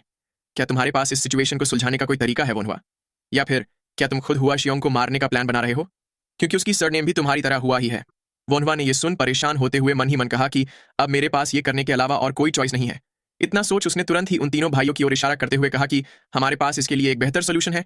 लू बेई उसकी बात सुनकर चौंक गया। वो सोचने लगा कि क्या वोनवा हमें एक मौका देने की कोशिश कर रहा है, लेकिन अगर हमसे थोड़ी भी गलती हुई तो हमें कच्चा चबा लिया जाएगा। तभी वोनवा ने उसे शांत करवाते हुए कहा कि सब कुछ ठीक हो जाएगा, तुम्हें अपने छोटे भाई पर भरोसा रखना चाहिए। लू बेई को भी उसकी बात सही लगी। उसने गुआनयू को देखते हुए मन ही मन कहा कि मुझे इस पर पूरा भरोसा है। तभी गुआनयू ने आगे बढ़कर खुद को इंट्रोड्यूस किया। उसे देख वहां खड़े वॉरलॉर्ड्स मुंह बनाकर बोलने लगे कि आखिर अब ये कौन है। गुआनयू ने आगे कहा कि प्लीज मुझे बाहर जाने दीजिए, अगर आपने मुझे मौका दिया तो मैं उस हुआ शियोंग का सिर यहां सबके सामने लाकर रख दूंगा। ये सुन सारे वॉरलॉर्ड्स उसकी बात को नॉनसेंस बोलने लगे। वो बोलने लगे कि आखिर तुम्हारे जैसा एक आम सा मैजिस्ट्रेट का ऑफिसर क्या ही कर पाएगा। वोनवा को भी उनकी बातें काफी फ्रस्ट्रेट कर रही थी। तभी लुबेई ने आगे आते हुए कहा कि हाँ, ये बात सच है कि गुआनयू एक आम सा कैवलरी जनरल है, लेकिन क्या ये और भी अच्छा नहीं होगा क्योंकि हमारे पास खोने के लिए कुछ है ही नहीं। युआन शाओ को भी उसका आइडिया काफी अच्छा लगा। उसने मुस्कुराते हुए कहा कि सिर्फ एक बेनाम जनरल मारा जाएगा और इससे आर्मी का मोराल भी कम नहीं होगा, लेकिन अगर तुम फेल हो गए तो इसकी रिस्पॉन्सिबिलिटी तुम्हें ही लेनी होगी। लुबेई लुबेई ने भी मुस्कुराते हुए कहा कि मैं खुशी खुशी अपना सिर आपको दे दूंगा। युआन शाओ आगे बोलने लगा कि तुम्हारे साथ साथ वोनवा को भी रिस्पॉन्सिबिलिटी लेनी होगी। तभी वो वोनवा को एक कप में वाइन निकालता देख पूछने लगा कि तुम ये क्या कर रहे हो। वोनवा ने उसे बताया कि मैं वाइन निकाल रहा हूं। ये देख गुआनयू ने वोनवा से कहा कि फेयरवेल ड्रिंक की कोई जरूरत नहीं है। सामने से वोनवा ने उसे बताया कि ये फेयरवेल ड्रिंक नहीं बल्कि कंग्रेचुलेटरी ड्रिंक है, तुम इस वाइन को वापस आने के बाद पी सकते हो। गुआनयू भी उसकी बात समझ गया। उसने टेंट से बाहर निकलते हुए कहा कि मैं इस वाइन के ठंडा होने से पहले ही वापस लौट आऊंगा। वोनवा भी मुस्कुराकर जाते हुए गुआनयू को देखने लगा। वहीं पास खड़ा युआन शाओ मन ही मन बोल रहा था कि घमंड की भी कोई हद होती है। क्या इसे पता नहीं है कि अगर गुआनयू फेल हो गया तो इसे लू बेई से भी ज्यादा पूछपरछ की जाएगी, या फिर क्या इसे ऐसा लगता है कि इसके पास मेडिकल ऑफिसर की पोजीशन है तो कोई इसे कुछ कर नहीं पाएगा। काओ भी इसे प्रोटेक्ट करने के लिए यहां नहीं है। अगर ये फेल हुआ तो ये भूखे भेड़िए इसे कच्चा चबा जाएंगे। वो काफी इंटरेस्टिंग नजारा होगा। तभी उन्हें बाहर से कुछ शोर सुनाई देने लगा। वहां खड़े वॉरलॉर्ड्स परेशान होकर पूछने लगे कि क्या गुआनयू इतना जल्दी मर गया। कोई बोल रहा था कि मुझे पता था कि ऐसा ही होगा। युआन शाओ, अब हम आगे क्या करेंगे। तभी झांग फेई और वोनवा के चेहरे पर उसे देखकर चैन की मुस्कान आ गई। गुआनयू वहां हुआ शियोंग का सिर पकड़कर खड़ा था। सारे लोग ये नजारा देखकर चौंक गए। लुबेई भी काफी खुश हो गया।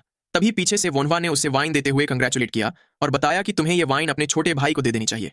फिर लुबेई ने अनाउंस किया कि जनरल गुआनयू दुश्मन कमांडर हुआ शियोंग का सिर लेकर वापस आ चुके हैं, इसलिए अब चिंता की कोई बात नहीं है। सारे लोग लुबेई की तारीफें करने लगे। वहीं युआन शाओ के मन में अभी भी कुछ और ही चल रहा था। लुबेई भी टेंट के बाहर देखते हुए कुछ सोचने लगा। उसने बाहर जा रहे वोनवा को मन ही मन थैंक यू कहा। वहीं बाहर वोनवा सोच रहा था कि काओ के यहाँ ना होने की वजह से ही मुझे इसमें इन्वॉल्व होना पड़ा, लेकिन आखिर वो है कहाँ। वहीं छिपकर उसे देख रहा काओ भी वहां से जाने लगा। वो मन ही मन वोनवा से माफी मांग रहा था। इसके बाद उनकी लड़ाई लूबू नाम के बंदे से हुई जिसने कि उनके काफी सारे जनरल्स को हरा दिया, लेकिन इसके रिस्पॉन्स में झांग फेई, लुबेई और गुआनयू ने साथ मिलकर उसे वहां से भगा दिया। इसके बाद युआन शाओ की फोर्सेस ने दोंग जुओ की आर्मी का पीछा करते हुए उन पर अटैक किया। वोनवा भी उनके साथ ही घूमता हुआ उनका इलाज किया जा रहा था। फिर हमें कुछ दिन बाद का सीन दिखाया जाता है। युआन शाओ और बाकी के वॉरलॉर्ड्स अपने सामने का नजारा देखकर हैरान थे। वोनवा भी अपने डिसाइपल्स के साथ वो नजारा देख रहा था। दोंग जुओ ने पूरी की पूरी लोयांग सिटी को ही जला दिया। उसने लोयांग सिटी को जलाकर चांगान नाम की सिटी को नया कैपिटल बना दिया। वोनवा अपने सामने का नजारा देख सोच रहा था कि इसे खुद की नजरों से देखना और भी ज्यादा डेवस्टेटिंग है। उस कमीने दोंग जुओ ने बहुत से लोगों को मारा है और आखिर काव काव कहाँ है? इतना सोच उसने गवर्नर लूदाई को आवाज लगाई। उसने उनसे काव काव के बारे में पूछा। सामने से लूदाई ने बताया कि काव काव तो बोल रहा था कि वो दोंगझुओ को मारने के लिए वेस्ट की ओर जा रहा है। ये सुनकर वनहुआ चौंकते हुए सोचने लगा कि अभी से अगर ऐसा ही चलता रहा तो हम शुरोंग के द्वारा हरा दिए जाएंगे। इस वक्त काव काव को यहां होना चाहिए था और ज्यादा ट्रूप्स इकट्ठा करने का सजेशन देना चाहिए था, लेकिन वो अब तक दिखा क्यों नहीं? अगर सब कुछ हिस्ट्री के मुताबिक ही हुआ तो वो किसी ना किसी तरह सर्वाइव कर ही लेगा, लेकिन मुझे फिर भी कुछ अच्छी फीलिंग नहीं आ रही। इतना सोच उसने तुरंत ही अपने डिसाइपल्स से कहा कि ज्यादा से ज्यादा फिजिशियंस को इकट्ठा करके घायल लोगों का जल्दी से इलाज करो। फिर उसने लॉर्ड यू से कुछ लोग इकट्ठा करने के लिए रिक्वेस्ट की। सामने से लॉर्ड यू ने पूछा कि आप आखिर क्या करने का प्लान बना रहे हैं? वनहुआ ने उसे बताया कि हम लोग बयान रिवर की ओर जा रहे हैं।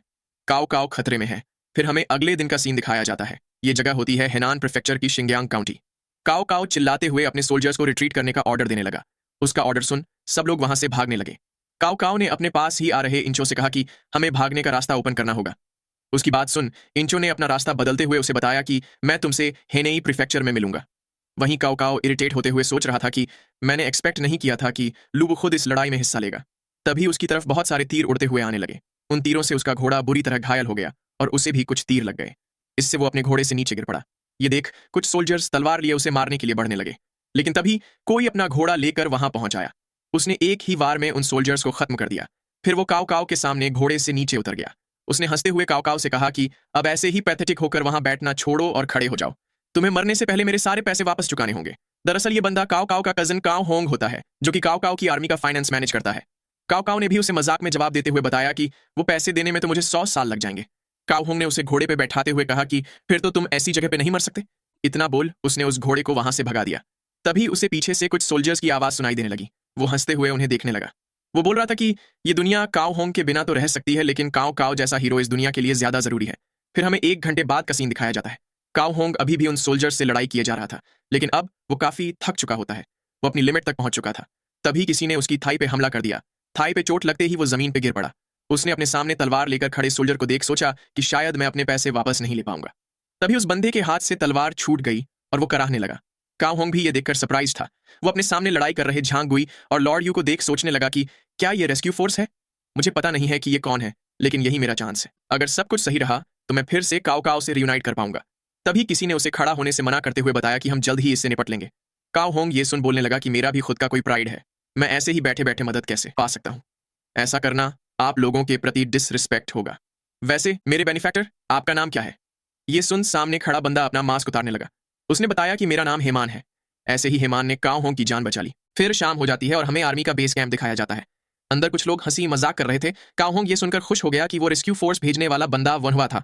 वनहुआ गुस्से से उसे पट्टी बांधते हुए पूछने लगा कि आखिर तुम्हें इतनी चोट लगने तक लड़ते रहने की क्या जरूरत थी? फिर उसने काव होंग से थोड़ी देर आराम करने के लिए कहा। काव होंग अपने पास देखते हुए पूछने लगा कि क्या काव काव भी ठीक तो हो जाएगा ना? वनहुआ ने याद करते हुए मन ही मन कहा कि काव होंग के एफर्ट्स की वजह से काव काव को वक्त रहते इलाज मिल पाया। थोड़े आराम और रिकुपरेशन के साथ वो जल्द ही ठीक हो जाएगा। फिर वो काव काव के पास जाकर बोलने लगा कि इसे तो कब का होश में आ जाना चाहिए था। ये पक्का सोने का नाटक कर रहा है। ये सुन काव काव ने अपनी आंखें खोलकर पूछा कि तुम्हें ये कैसे पता? वनहुआ ने बताया कि तुम्हारे सांस लेने से। फिर उसने हेमान और काव होंग से खुद को थोड़ी प्राइवेसी देने के लिए रिक्वेस्ट की। इसके बाद वो काव काव से पूछने लगा कि अगर तुम्हारे साथ कुछ गलत हो जाता तो क्या होता? ये राहत की बात है कि कुछ ज्यादा गलत नहीं हुआ। तभी काव काव को फिर से उस दिन का लू बोशे फैमिली का मर्डर वाला सीन याद आने लगा। उसने वनहुआ को बताया कि मैं तुम्हारी रिक्वेस्ट पूरी नहीं कर पाया। मैं तुमसे माफी मांगना चाहता हूं। वनहुआ ने भी ये सुन सीरियस होते हुए सोचा कि तो इसका मतलब इसने अपनी तलवार उठा ही ली। शायद इसीलिए ये मुझे अब तक अवॉइड कर रहा था। काव काव ने आगे कहा कि मुझे डर लग रहा है।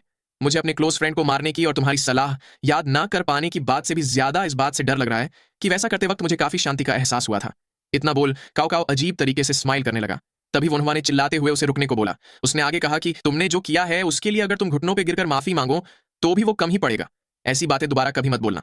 तुम ऐसा कैसे बोल सकते हो कि तुम्हें शांति का एहसास हुआ? कम से कम तुम्हें ऐसा बोलना चाहिए था कि तुम्हारे पास और कोई चॉइस नहीं थी। खुद को संभालने की कोशिश करो। क्या तुम हिस्ट्री में एक मैडमैन की तरह याद रखे जाना चाहते हो? काव काव मैडमैन वाली बात पर गहराई से सोचने लगा। उसे यह बात बहुत ही परेशान कर रही थी। उसने चिल्लाते हुए कहा कि मैं ऐसा कभी भी नहीं होने दूंगा। ये देख वनहुआ ने उसे हिलने से मना किया। फिर काव काव कांपते हुए बोलने लगा कि मुझे जिससे माफी मांगनी चाहिए वो तो पहले ही मर चुका है, तो अब मैं और क्या कर सकता हूं? ये सुन वनहुआ ने मन ही मन कहा कि अगर ये मुझ पर होता तो मैं इसे उसके किसी ब्लड रिलेटिव को ढूंढकर माफी मांगने के लिए बोलता, लेकिन उसके पास माफी की डिमांड करने का कोई भी हक या अथॉरिटी नहीं है। इस बात से कोई फर्क नहीं पड़ता कि इस ईरा में काव काव एक चालाक हीरो बनता है या एक समझदार रूलर। लेकिन चाहे कुछ भी हो जाए, मुझे वो हिस्ट्री में हुआ शूजो का मैसेकर रोकना ही होगा। इससे आम लोगों को मिलाकर कम से कम दसों हजारों लोगों की जिंदगियां बच जाएगी, वो पॉलिटिकल हो या पर्सनल, लेकिन मुझे उसे रोकना ही होगा। इसीलिए मैं लू बोशे फैमिली वाला इंसिडेंट रोकने की कोशिश कर रहा था, लेकिन ऐसी बहुत कम इन्फॉर्मेशन थी जो मैं काओ काओ को दे सकता था। मैंने चीजों को किस्मत के हिसाब से होने दिया, लेकिन मैं काओ काओ को किसी भी हाल में बर्बादी की ओर बढ़ने नहीं दे सकता। इतना सोच उसने काओ काओ से कहा कि जो पहले ही हो चुका है उसे दोष देने से कोई फायदा नहीं होगा। अब जरूरी चीज ये है कि जो हो चुका है उसे ठीक कैसे किया जाए। उस दिन तुमने जो गुनाह किए थे और उससे जो कॉन्सिक्वेंसेज निकल कर आए थे उसे कभी भी मत भूलना। तुम्हें वो पाप अपनी पूरी जिंदगी तक कैरी करने होंगे। काओ काओ ने कहा कि ये तो मैं जरूर करूंगा। वनहुआ ने आगे पूछा कि क्या अगर 10 अटेंडेंट्स तुमसे अपनी पूरी जिंदगी पश्चाताप में जीने के लिए बोलते तो तुम उसे एक्सेप्ट करते? इसलिए मैं बोल रहा हूं कि कोई ऐसा रास्ता ढूंढो जिसे देखकर दुनिया में हर कोई कह सके कि ये होता है असली पश्चाताप। काओ काओ, तुम्हें किसी भी हाल में हिस्ट्री में एक गुनहगार के तौर पर दर्ज नहीं होना। फिर हमें 4 महीने बाद का सीन दिखाया जाता है। उस आर्मी ने दोंगजुओ से लड़ाई करना बंद कर दिया था, इसलिए वनहुआ वापस से अपने घर चियाओ काउंटी की ओर जा रहा था। वो मन ही मन बोल रहा था कि मैंने एक्सपेक्ट नहीं किया था कि काओ काओ के हारने के बाद सब लोग आगे बढ़ना बंद कर देंगे। शायद इससे काओ काओ ही सबसे ज्यादा डिसअपॉइंटेड हुआ होगा। उसने दोंगजुओ से लड़ाई करने के लिए फोर्सेस तो इकट्ठा की, लेकिन वो लोग आखिर में सिर्फ अपनी इच्छाओं के चलते ही साथ में काम कर रहे थे। अब अलाइड फोर्सेस डिसॉल्व हो जाएगी और वॉरलॉर्ड्स के बीच दुश्मनी शुरू हो जाएगी। असली बैटल उसके बाद शुरू होगा। हर तरफ वो लोग आपस में ही लड़ाई करने लगेंगे। अभी तो शायद सुन जियान को वो इंपीरियल सील मिल गया होगा, लेकिन आखिर में वो युआन शाओ के भाई युआन शू के हाथों में ही जाएगा। मैं इस बारे में कुछ भी नहीं कर सकता। वो ये सब सोच ही रहा था कि कुछ देखकर वो सरप्राइज्ड हो गया। वो अपने घर हुआ फैमिली रेजिडेंस पहुंच चुका था। म्यूंग ईल उसके घर के सामने खड़ा उसे ग्रीट कर रहा था। उसने वनहुआ से बिना बताए आने के लिए माफी मांगी। थोड़ी देर बाद आराम से बैठते हुए वनहुआ ने म्यूंग ईल से वहां आने की वजह पूछी। म्यूंग ईल ने उसे बताया कि मैंने हाउस सेक्ट को अपने अंडर ले लिया है। वनहुआ को भी याद आया कि ये तो वही चोस्योल का बताया हुआ हाउस सेक्ट है जो ब्रॉथल्स की मदद से इन्फॉर्मेशन इकट्ठा करता है। उसने म्यूनगेल से पूछा कि क्या तुमने ये सब टाइपिंग कल्ट के वक्त से ही शुरू कर दिया था? म्यूनगेल ने उसे हाँ में जवाब दिया।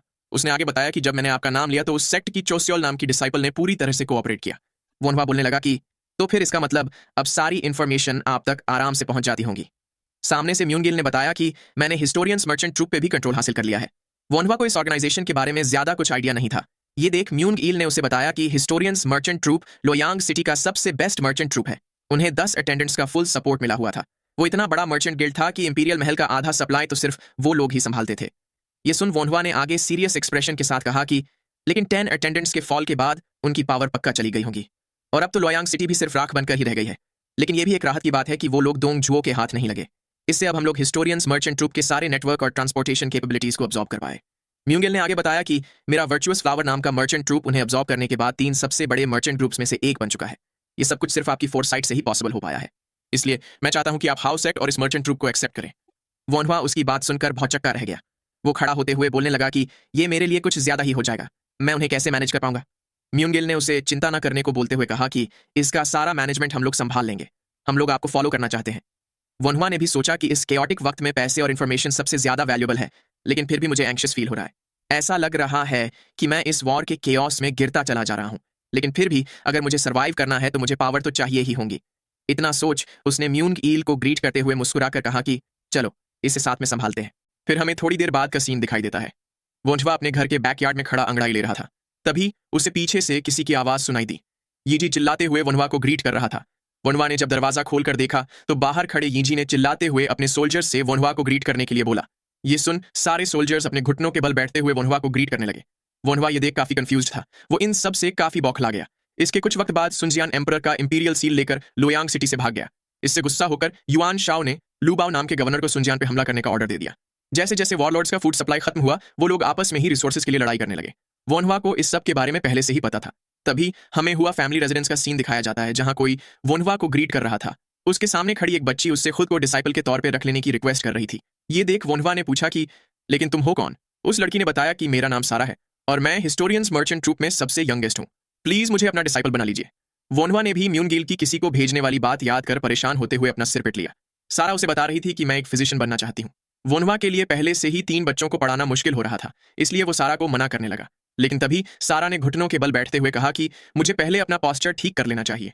ये देख वनहुआ ने इरिटेट होकर कहा कि तुम्हें अपने पेरेंट्स और एम्परर के अलावा किसी के भी आगे ऐसे नहीं झुकना चाहिए। सारा ने बताया कि लेकिन मास्टर के सामने तो झुक ही सकते हैं ना। ये सुन वनहुआ ने फ्रस्ट्रेट होते हुए कहा कि अभी मैं तुम्हारा मास्टर बना भी नहीं हूं। सारा उससे रिक्वेस्ट करने लगी, लेकिन वनहुआ ने फिर भी मना कर दिया। ये देख सारा मुंह बनाते हुए बोलने लगी कि ये तो जैसा म्यूंग ईल अंकल ने बोला था उससे बिल्कुल अलग है। उन्होंने तो बोला था कि अगर आप मुझे अपना डिसाइपल बना लेंगे तो मेरे फादर आपको मर्चेंट ट्रूप देने के लिए खुशी खुशी तैयार हो जाएंगे। वनहुआ ये सुन बहुत चक्का रह गया। वो सोचने लगा कि तो क्या इसका मतलब ये सब एक डील थी।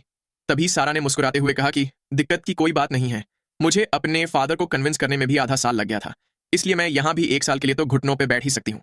मैं आपको अपना रेजोल्यूशन दिखाकर ही रहूंगी। वनहुआ का ये देख दिमाग घूमे जा रहा था। इस केओस के वक्त में उसके पास डिसाइपल को पढ़ाने का टाइम नहीं था। ये सोच उसने सारा को घर के अंदर आने के लिए कहा, लेकिन सारा ने तुरंत ही उसे मना कर दिया।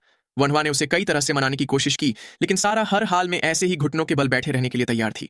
ये देख ओबो सियोन से बोलने लगा कि लगता है अब तुम्हारी यंगेस्ट की पोजीशन जाने वाली है। वहीं वनहुआ गुस्से से सारा को बोलने लगा कि अगर तुमने मेरी बात नहीं मानी तो मैं तुम्हें कभी भी अपना डिसाइपल नहीं बनाऊंगा। सामने से सारा ने मुस्कुराते हुए कहा कि अगर ऐसा है तो मैं जब आप देख ना रहे हो तब ऐसे घुटनों के बल बैठूंगी। ये सुन वनहुआ ने अपना सिर पिट लिया। ऐसे ही 3 दिन बीत जाते हैं, फिर 10 दिन बीत जाते हैं, और 14 दिन बाद भी सारा बारिश के बीच ऐसे ही घुटनों के बल बैठी थी। फिर हमें 15वें दिन का सीन दिखाया जाता है। वनहुआ बारिश की वजह से बीमार हो चुकी सारा को डांट लगा रहा था। फिर उसने गहरी सांस छोड़ते हुए कुछ डिसाइड किया। उसने सारा से पूछा कि तुम मेडिकल आर्ट सीखने के लिए इस हद तक क्यों जा रही हो। सारा ने मुस्कुराते हुए उसे बताया कि मैं ये पहली बार मेडिकल आर्ट्स नहीं सीख रही। मैं पिछले 10 सालों से जिनचोंग नाम के फिजिशियन से मेडिकल आर्ट्स सीखती आ रही हूँ, लेकिन जब लोयांग सिटी को जलाया गया तब फिजिशियन जिन गुजर गए। मैं कोर्ट फिजिशियन बनना चाहती थी, लेकिन उन लोगों ने ये बोलकर मना कर दिया कि मैं एक लड़की हूँ। हालांकि फीमेल फिजिशियंस तो पहले भी हुआ करती थी, लेकिन उनके मना करने के बाद मेरा मेडिकल आर्ट्स के प्रति पैशन और भी ज्यादा बढ़ गया। और जब म्यून गिल ने कहा कि वो आपको जानते हैं, तो मैंने भी अपने फादर से आपकी डिसाइपल बनने के लिए प्रेशराइज किया। आखिर में आप हुआतुओ हैं, ऐसा मौका मुझे बार बार थोड़ी ना मिलेगा, इसलिए मैं आपसे सिंसियरली रिक्वेस्ट कर रही हूँ कि प्लीज मुझे अपना डिसाइपल बना लीजिए। वनहुआ को भी उसकी डिटर्मिनेशन काफी इंप्रेसिव लगी। उसने सारा से कहा कि अगर ऐसा ही है तो मेरे पास भी और कोई चॉइस नहीं है। इसकी शुरुआत हम सबसे पहले प्रोबेशन से करेंगे। फिर सिनचियाओ काउंटी की ही ब्लैकस्मिथ वर्कशॉप पे शिफ्ट होता है। किसी ने ब्लैकस्मिथ प्योचुंग को आवाज लगाई। प्योचुंग भी वनहुआ को वहां आया देखकर खुश हो गया। फिर वनहुआ ने उसे ग्रीट करते हुए पूछा कि क्या मैंने जो चीज बनाने के लिए बोला था वो रेडी हो गई। प्योचुंग ने पास ही रखे टूल्स की ओर इशारा करते हुए बताया कि मैंने पूरे 50 सेट्स रेडी कर लिए हैं। ये देख वनहुआ ने भी उसे थैंक यू कहा। आगे प्योचुंग ने पूछा कि लेकिन इन्हें यूज कौन करेगा। वनहुआ ने इविल स्माइल के साथ बताया कि मैं किसी को तैयार करने वाला हूं। ये देख प्योचुंग भी समझ गया कि शायद वनहुआ ने कोई नया डिसाइपल लिया है। फिर उसने वनहुआ को बताया कि आपने जो आर्मर बनाने के लिए बोला था उसमें अभी 1 महीना और लगेगा। दरअसल वनहुआ ये आर्मर यीजी और उसके सोल्जर्स को सपोर्ट करने के लिए बनवा रहा था। फिर प्योचुंग ने वनहुआ की ओर कुछ बढ़ाते हुए बताया कि आपने जो चीज अलग से बनवाने के लिए बोला था वो भी तैयार हो चुकी है। ये देखकर वनहुआ खुश हो गया। उसने लॉर्ड यू और झांग गुई को आवाज लगाई। उसने उन्हें तलवारें दिखाते हुए उसे ले लेने के लिए कहा। उसने उन्हें बताया कि ये हाई क्वालिटी के लोहे से बनाई गई है। लॉर्ड यू और झांग गुई भी वनहुआ को ग्रीट करते हुए बोलने लगे कि हम आपके लिए जान भी दे देंगे। वनहुआ ने उन्हें बताया कि ये मैंने तुम्हें सर्वाइव करने के लिए दिया है। फिर हमें हुआ फैमिली रेजिडेंस का सीन दिखाया जाता है। वनहुआ सारा को बता रहा था कि अब तुम्हें बेसिक चीजों से शुरुआत करनी होगी। सारा ने मुस्कुराते हुए उसे हाँ में जवाब दिया। फिर उसने बताया कि वैसे तो मैंने सुबह से ही इसकी शुरुआत कर दी है। मैंने सारे जार्स में पानी भर दिया है और किचन के लिए लकड़ियां भी तैयार कर दी है। क्या अब मुझे डिनर होने तक सिलाई भी करनी होगी। ये सुन वनहुआ ओबो को देखने लगा। ओबो ने तुरंत ही डरते हुए बताया कि मैंने इसे ये सब करने के लिए नहीं बोला था। फिर वनहुआ सारा से बोलने लगा कि मैंने तुम्हें अपना डिसाइपल बनाया है, ना कि नौकर। सारा ने कहा कि मेरे पिछले मास्टर ने मुझसे सबसे पहले यही काम करवाए थे। ये सुन वनहुआ ने उसे बताया कि लेकिन मेरे यहाँ तुम्हें ये सब नहीं करना है। फिर उसने काफी सारे स्क्रोल्स लाकर उनके सामने पटक दिए। उसने उन्हें बताया कि तुम सब लोगों को थ्योरी पढ़नी होगी, मैं शाम को तुम्हें चेक भी करूंगा। ये सुनकर उसके सारे डिसाइपल्स के होश उड़ गए। ऐसे ही 1 महीना बीत जाता है। सारा पढ़ाई करते करते बेहाल हो चुकी थी। उसने ऑलरेडी कई 100 स्क्रोल्स पढ़ लिए थे। ऊपर से वनहुआ भी हर शाम उनकी पढ़ी हुई चीजों की टेस्ट लेता था। जोंगजिंग भी उन्हें मेडिसिन के बारे में काफी स्ट्रिक्टली पढ़ा रहा था। सारा को वो भी बहुत स्कैरी लग रहा था, लेकिन फिर भी उसे इन सब में काफी मजा आ रहा था। सब लोग उसकी एक्साइटमेंट साफ साफ देख पा रहे थे। वनहुआ भी उसके लिए खुश था। उसने सियोन से उसके इस बारे में विचार पूछे, लेकिन सियोन सिर्फ छोटा सा हाँ में जवाब देकर वहां से जाने लगी। वनहुआ को समझ नहीं आ रहा था कि आखिर दिक्कत क्या है। ओबो भी मन ही मन अपने मास्टर के लिए परेशान हो गया। ऐसे ही उन लोगों की पढ़ाई चलती जा रही थी। सियोन भी सारा को स्टिचिंग सिखा रही थी। वनहुआ भी सारा को पर्सनली पढ़ा रहा था। सारा इससे काफी खुश थी। वहीं बाहर खड़ी सियोन के मन में कुछ और ही चल रहा था। उसे वनहुआ के नए डिसाइपल को एक्सेप्ट करने की वजह से कुछ अजीब फील हो रहा था। तभी वनहुआ सारा से बातें करते हुए कमरे से बाहर निकल आया। सियोन और वनहुआ एक दूसरे को देखकर अजीब तरीके से एक्ट करने लगे। सारा को समझ नहीं आया कि यहाँ क्या चल रहा है। वनहुआ और सियोन के चेहरे पे एम्बैरेसमेंट साफ देखी जा सकती थी। अब सारा भी पूरा मामला समझ चुकी थी। फिर हमें शाम का सीन दिखाई देता है। चारों डिसाइपल्स ने अपनी पढ़ाई पूरी कर ली थी। तभी सारा ने सियोन से कहा कि मैं आपसे कुछ पूछना चाहती हूँ, क्या आप मास्टर से प्यार करती हैं। ये सुन सियोन चौंक गई। वो चिल्लाते हुए सारा से पूछने लगी कि तुम अचानक ये सब क्यों बोल रही हो।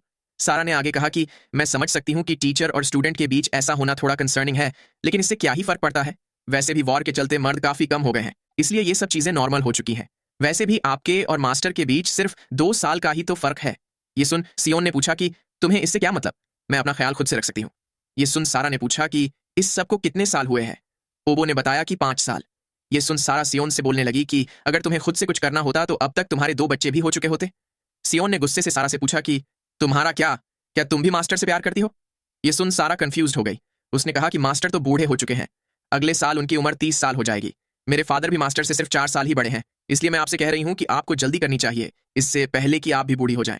मुझे लगता है कि मास्टर के दिल में भी आपके लिए फीलिंग्स है, तो फिर आप इतना क्यों हिचकिचा रही हैं। फिर हमें थोड़ी देर बाद का सीन दिखाया जाता है। सियोन बाहर टहलते हुए सोच रही थी कि अगर मास्टर के दिल में मेरे लिए फीलिंग्स है तो फिर वो उन्हें एक्सप्रेस क्यों नहीं कर रहे, क्या मेरा पहला मूव करना ठीक रहेगा। तभी उसकी नजर वनवा के कमरे के बाहर खड़ी मैडम हुआ पर गई। वो सोचने लगी कि आखिर ये यहाँ क्या कर रही है। सियोन क्यूरियस होकर वनवा के कमरे के पास जाने लगी। वो कमरे के बाहर छिपी उनकी बातें सुनने लगी। अंदर वनवा अपनी माँ से पूछ रहा था कि क्या आपको कोई काम था। उसकी माँ ने तुरंत ही पूछा कि तुम शादी कब कर रहे हो। ये सुन सियोन अपनी जगह पे ही जम गई। मैडम हुआ ने वनवा से आगे कहा कि मैं तुम्हारी दुनिया बचाने की चाह को समझ सकती हूँ, लेकिन तुम्हें भी अपने परिवार का थोड़ा ख्याल कर लेना चाहिए। इतने सालों में कितनी ही मैच मेकर्स ने मुझसे तुम्हारे रिश्ते की बात की, लेकिन मैंने सबको मना कर दिया। मैरिज का डिसीजन दोनों परिवारों के बुजुर्ग लोग लेते हैं, इसलिए मैं इस बारे में तुम्हारे विचार भी जानना चाहती हूँ। क्या तुमने इसीलिए उस सारा नाम की लड़की को अपना डिसाइपल बनाया है। ये सुन वनवा ने चौंकते हुए उन्हें नामे जवाब दिया। फिर उसने आगे बताया कि सच कहूं तो मेरे दिल में भी कोई लड़की है। मैडम हुआ ने खुश होते हुए पूछा कि तो क्या फिर मैं मैरिज प्रपोजल भेज दूं। सामने से वनवा ने बताया कि लेकिन मैं थोड़ा एंग्शियस हूं, मुझे नहीं पता कि मैं इस केओस भरे वक्त में उसे खुश रख भी पाऊंगा या नहीं। मैडम हुआ ने कहा कि तुम्हारा इतने अमीर आदमी के तौर पे ऐसा कहना थोड़ा अजीब है, और ऊपर से एक पत्नी के लिए अपने पति को हर हाल में फॉलो करना ऑब्वियस सी बात है। वनवा ने बताया कि मैं इस चीज को ऑब्वियस होने देना नहीं चाहता। शादी के बाद दोनों इंसानों का खुश रहना ही सबसे इंपॉर्टेंट है। लेकिन माँ, आप चिंता मत करिए, मैं कुछ ही दिनों में अपना मन बना लूंगा, उसके बाद आप मैरिज प्रपोजल भेज सकती हैं। वनवा की माँ ने भी उसकी बात मान ली। इसके बाद वो वहां से चली गई। वनवा ने भी उनके जाने के बाद चैन की सांस ली। तभी उसकी नजर सियोन पर गई। सियोन वनवा को यंग मास्टर कहते हुए कुछ बोलने लगी। उसने वनवा से कहा कि प्लीज मुझसे शादी कर लीजिए। मुझे इस बारे में काफी बार बोला गया है और मुझे काफी सारे मैरिज प्रपोजल्स भी मिल चुके हैं, पर वो सब सिर्फ दोनों फैमिलीज के बेनिफिट के लिए ही होता था। लेकिन आप पहले ऐसे इंसान हैं जो अपनी पत्नी की खुशी के बारे में सोचते हैं। वनवा भी उसकी बात सुन मुस्कुरा दिया। फिर उसने सियोन का हाथ पकड़ते हुए कहा कि मिस सियोन, मैं आपसे पूछना चाहता हूं कि क्या आप अपनी आगे की जिंदगी मेरे साथ बिताना चाहेंगी। सियोन ने भी तुरंत ही उसे हाँ में जवाब दिया। वो दोनों ही एक दूसरे को थैंक यू बोलते हुए मुस्कुराने लगे। फिर हमें 1 महीने बाद का सीन दिखाया जाता है। डिवाइन फिजिशियन मैरिज प्रपोजल पढ़कर चिल्लाते हुए पूछने लगा कि उसने इतनी देर क्यों कर दी। तभी सामने गुस्से से खड़ी सियोन को देख वो चुप हो गया। वो वनवा से दहेज के तौर पे दिए गए इतने सारे मेडिकल स्क्रोल्स पाकर काफी खुश हो चुका था। दरअसल चाइना में शादी के वक्त लड़के लड़की के घर वालों को दहेज देते हैं। चाइना में ये प्रथा अभी भी चलती है। फिर हमें साल 191 के नवंबर महीने में हुआ फैमिली रेजिडेंस का सीन दिखाया जाता है। यहाँ वनवा और सियोन की मैरिज सेरेमनी चल रही थी। उसके फैमिली मेंबर्स भी ये देखकर काफी खुश थे। वनवा के डिसाइपल्स भी वहां मौजूद थे। फिर बियॉन परेशान होकर पूछने लगा कि क्या अब हमें सियोन को जूनियर सिस्टर की जगह मास्टर की वाइफ कहकर बुलाना होगा। ओबो ने उसे हाँ में जवाब दिया। फिर बियॉन शातिर मुस्कान के साथ ओबो से बोलने लगा कि सीनियर ब्रदर, अब अगली बारी तुम्हारी ही है। ये सुन ओबो ने कहा कि अगर उम्र के हिसाब से देखा जाए तो मुझसे पहले तुम्हें शादी करनी चाहिए। बियॉन ने कहा कि पहली शादी तो तुम्हें ही करनी चाहिए। पीछे खड़ी सारा ने भी उसकी बात से अग्री किया। फिर उसने डिटर्मिनेशन के साथ कहा कि मुझे भी अब कड़ी मेहनत करनी होगी, आप लोग भी तैयार हो जाइए सीनियर ब्रदर्स। इतना बोल वो वहां से निकलने लगी। पीछे खड़े ओबो और बियॉन उसकी बातों से कंफ्यूज हुए खड़े थे। फिर हमें थोड़ी देर बाद का सीन दिखाया जाता है। कोई वनवा को आवाज लगाते हुए बोल रहा था कि मैंने सोचा नहीं था कि तुम वाकई में शादी कर लोगे। इंचो और काओहोंग ने वनवा को शादी के लिए कंग्रेचुलेट किया। वनवा ने भी उन्हें यहाँ आने के लिए थैंक यू बोला। काओहोंग ने वनवा को आगे बताया कि काओ ने यहाँ ना पाने के लिए मुझे तुमसे सॉरी बोलने को कहा है। वो पक्का उन माउंटेन बैंडिट्स को सप्रेस करने में काफी बिजी होंगे। ये सुन वनवा ने भी सोचा कि ये जरूर वो हिस्ट्री में हुआ दोंग प्रीफेक्चर का बैटल होगा। काओहोंग ने आगे बताया कि मैंने भी काफी दिनों से काओ को नहीं देखा। उसने हानफू नाम के बंदे को भी यहाँ से भगा दिया। वनवा ने सोचा कि ये हानफू वही गवर्नर है जिसे युआन शाओ ने धमकाकर खुदकुशी करने पे मजबूर कर दिया था। उसने आगे कहा कि मुझे काओ पे भरोसा है कि वो इस सिचुएशन को अच्छे से हैंडल कर लेंगे। काओहोंग ने पूछा कि क्या ऐसा बोलने के पीछे तुम्हारे पास कोई वजह है। वनवा ने बताया कि ऐसा इसलिए क्योंकि गोंग चेन भी काओ के साथ है। काओहोंग ने पूछा कि क्या वो गोंग चेन इतना एक्सेप्शनल स्ट्रैटेजिस्ट है। वनवा ने उसे हाँ में जवाब दिया और बताया कि मुझे पूरा यकीन है कि युआन शाओ वाला इश्यू जल्द ही रिजॉल्व हो जाएगा। काओहोंग को भी वनवा की बात अच्छी लगी। फिर काओहोंग और इंचो वहां से निकलने लगे। तभी पीछे से सियोन ने वनवा को डियर हस्बैंड कहते हुए आवाज लगाई। उसने चिंतित होकर पूछा कि क्या आप दोंग प्रीफेक्चर जा रहे हैं। वनवा ने उसका हाथ पकड़कर मना करते हुए कहा कि अभी तो हमारी शादी भी पूरी नहीं हुई। मुझे ये बात परेशान कर रही है कि हम तुम्हारे घर वालों से अच्छे से नहीं मिले, इसलिए चलो सबसे पहले तुम्हारे घर वालों को विजिट करते हैं। सियोन भी ये सुनकर खुश हो गई। वहीं वनवा किसी को याद करते हुए सोच रहा था कि मुझे भी किसी से मिले काफी लंबा वक्त हो चुका है। तो इसी के साथ हमने द डिवाइन सर्जन मानहुआ को उसके लेटेस्ट चैप्टर तक कैचअप कर लिया है। इसके आगे के पार्ट्स जैसे ही कुछ चैप्टर्स इकट्ठा होंगे तब मैं एक्सप्लेन कर दूंगा। अब अगले वीडियो से हम लोग एक नई मानहवा शुरू करेंगे। अगर आप लोग उसे मिस नहीं करना चाहते तो नीचे बेल आइकॉन दबाकर नोटिफिकेशंस को ऑन कर लेना। तो मिलते हैं नेक्स्ट पार्ट में।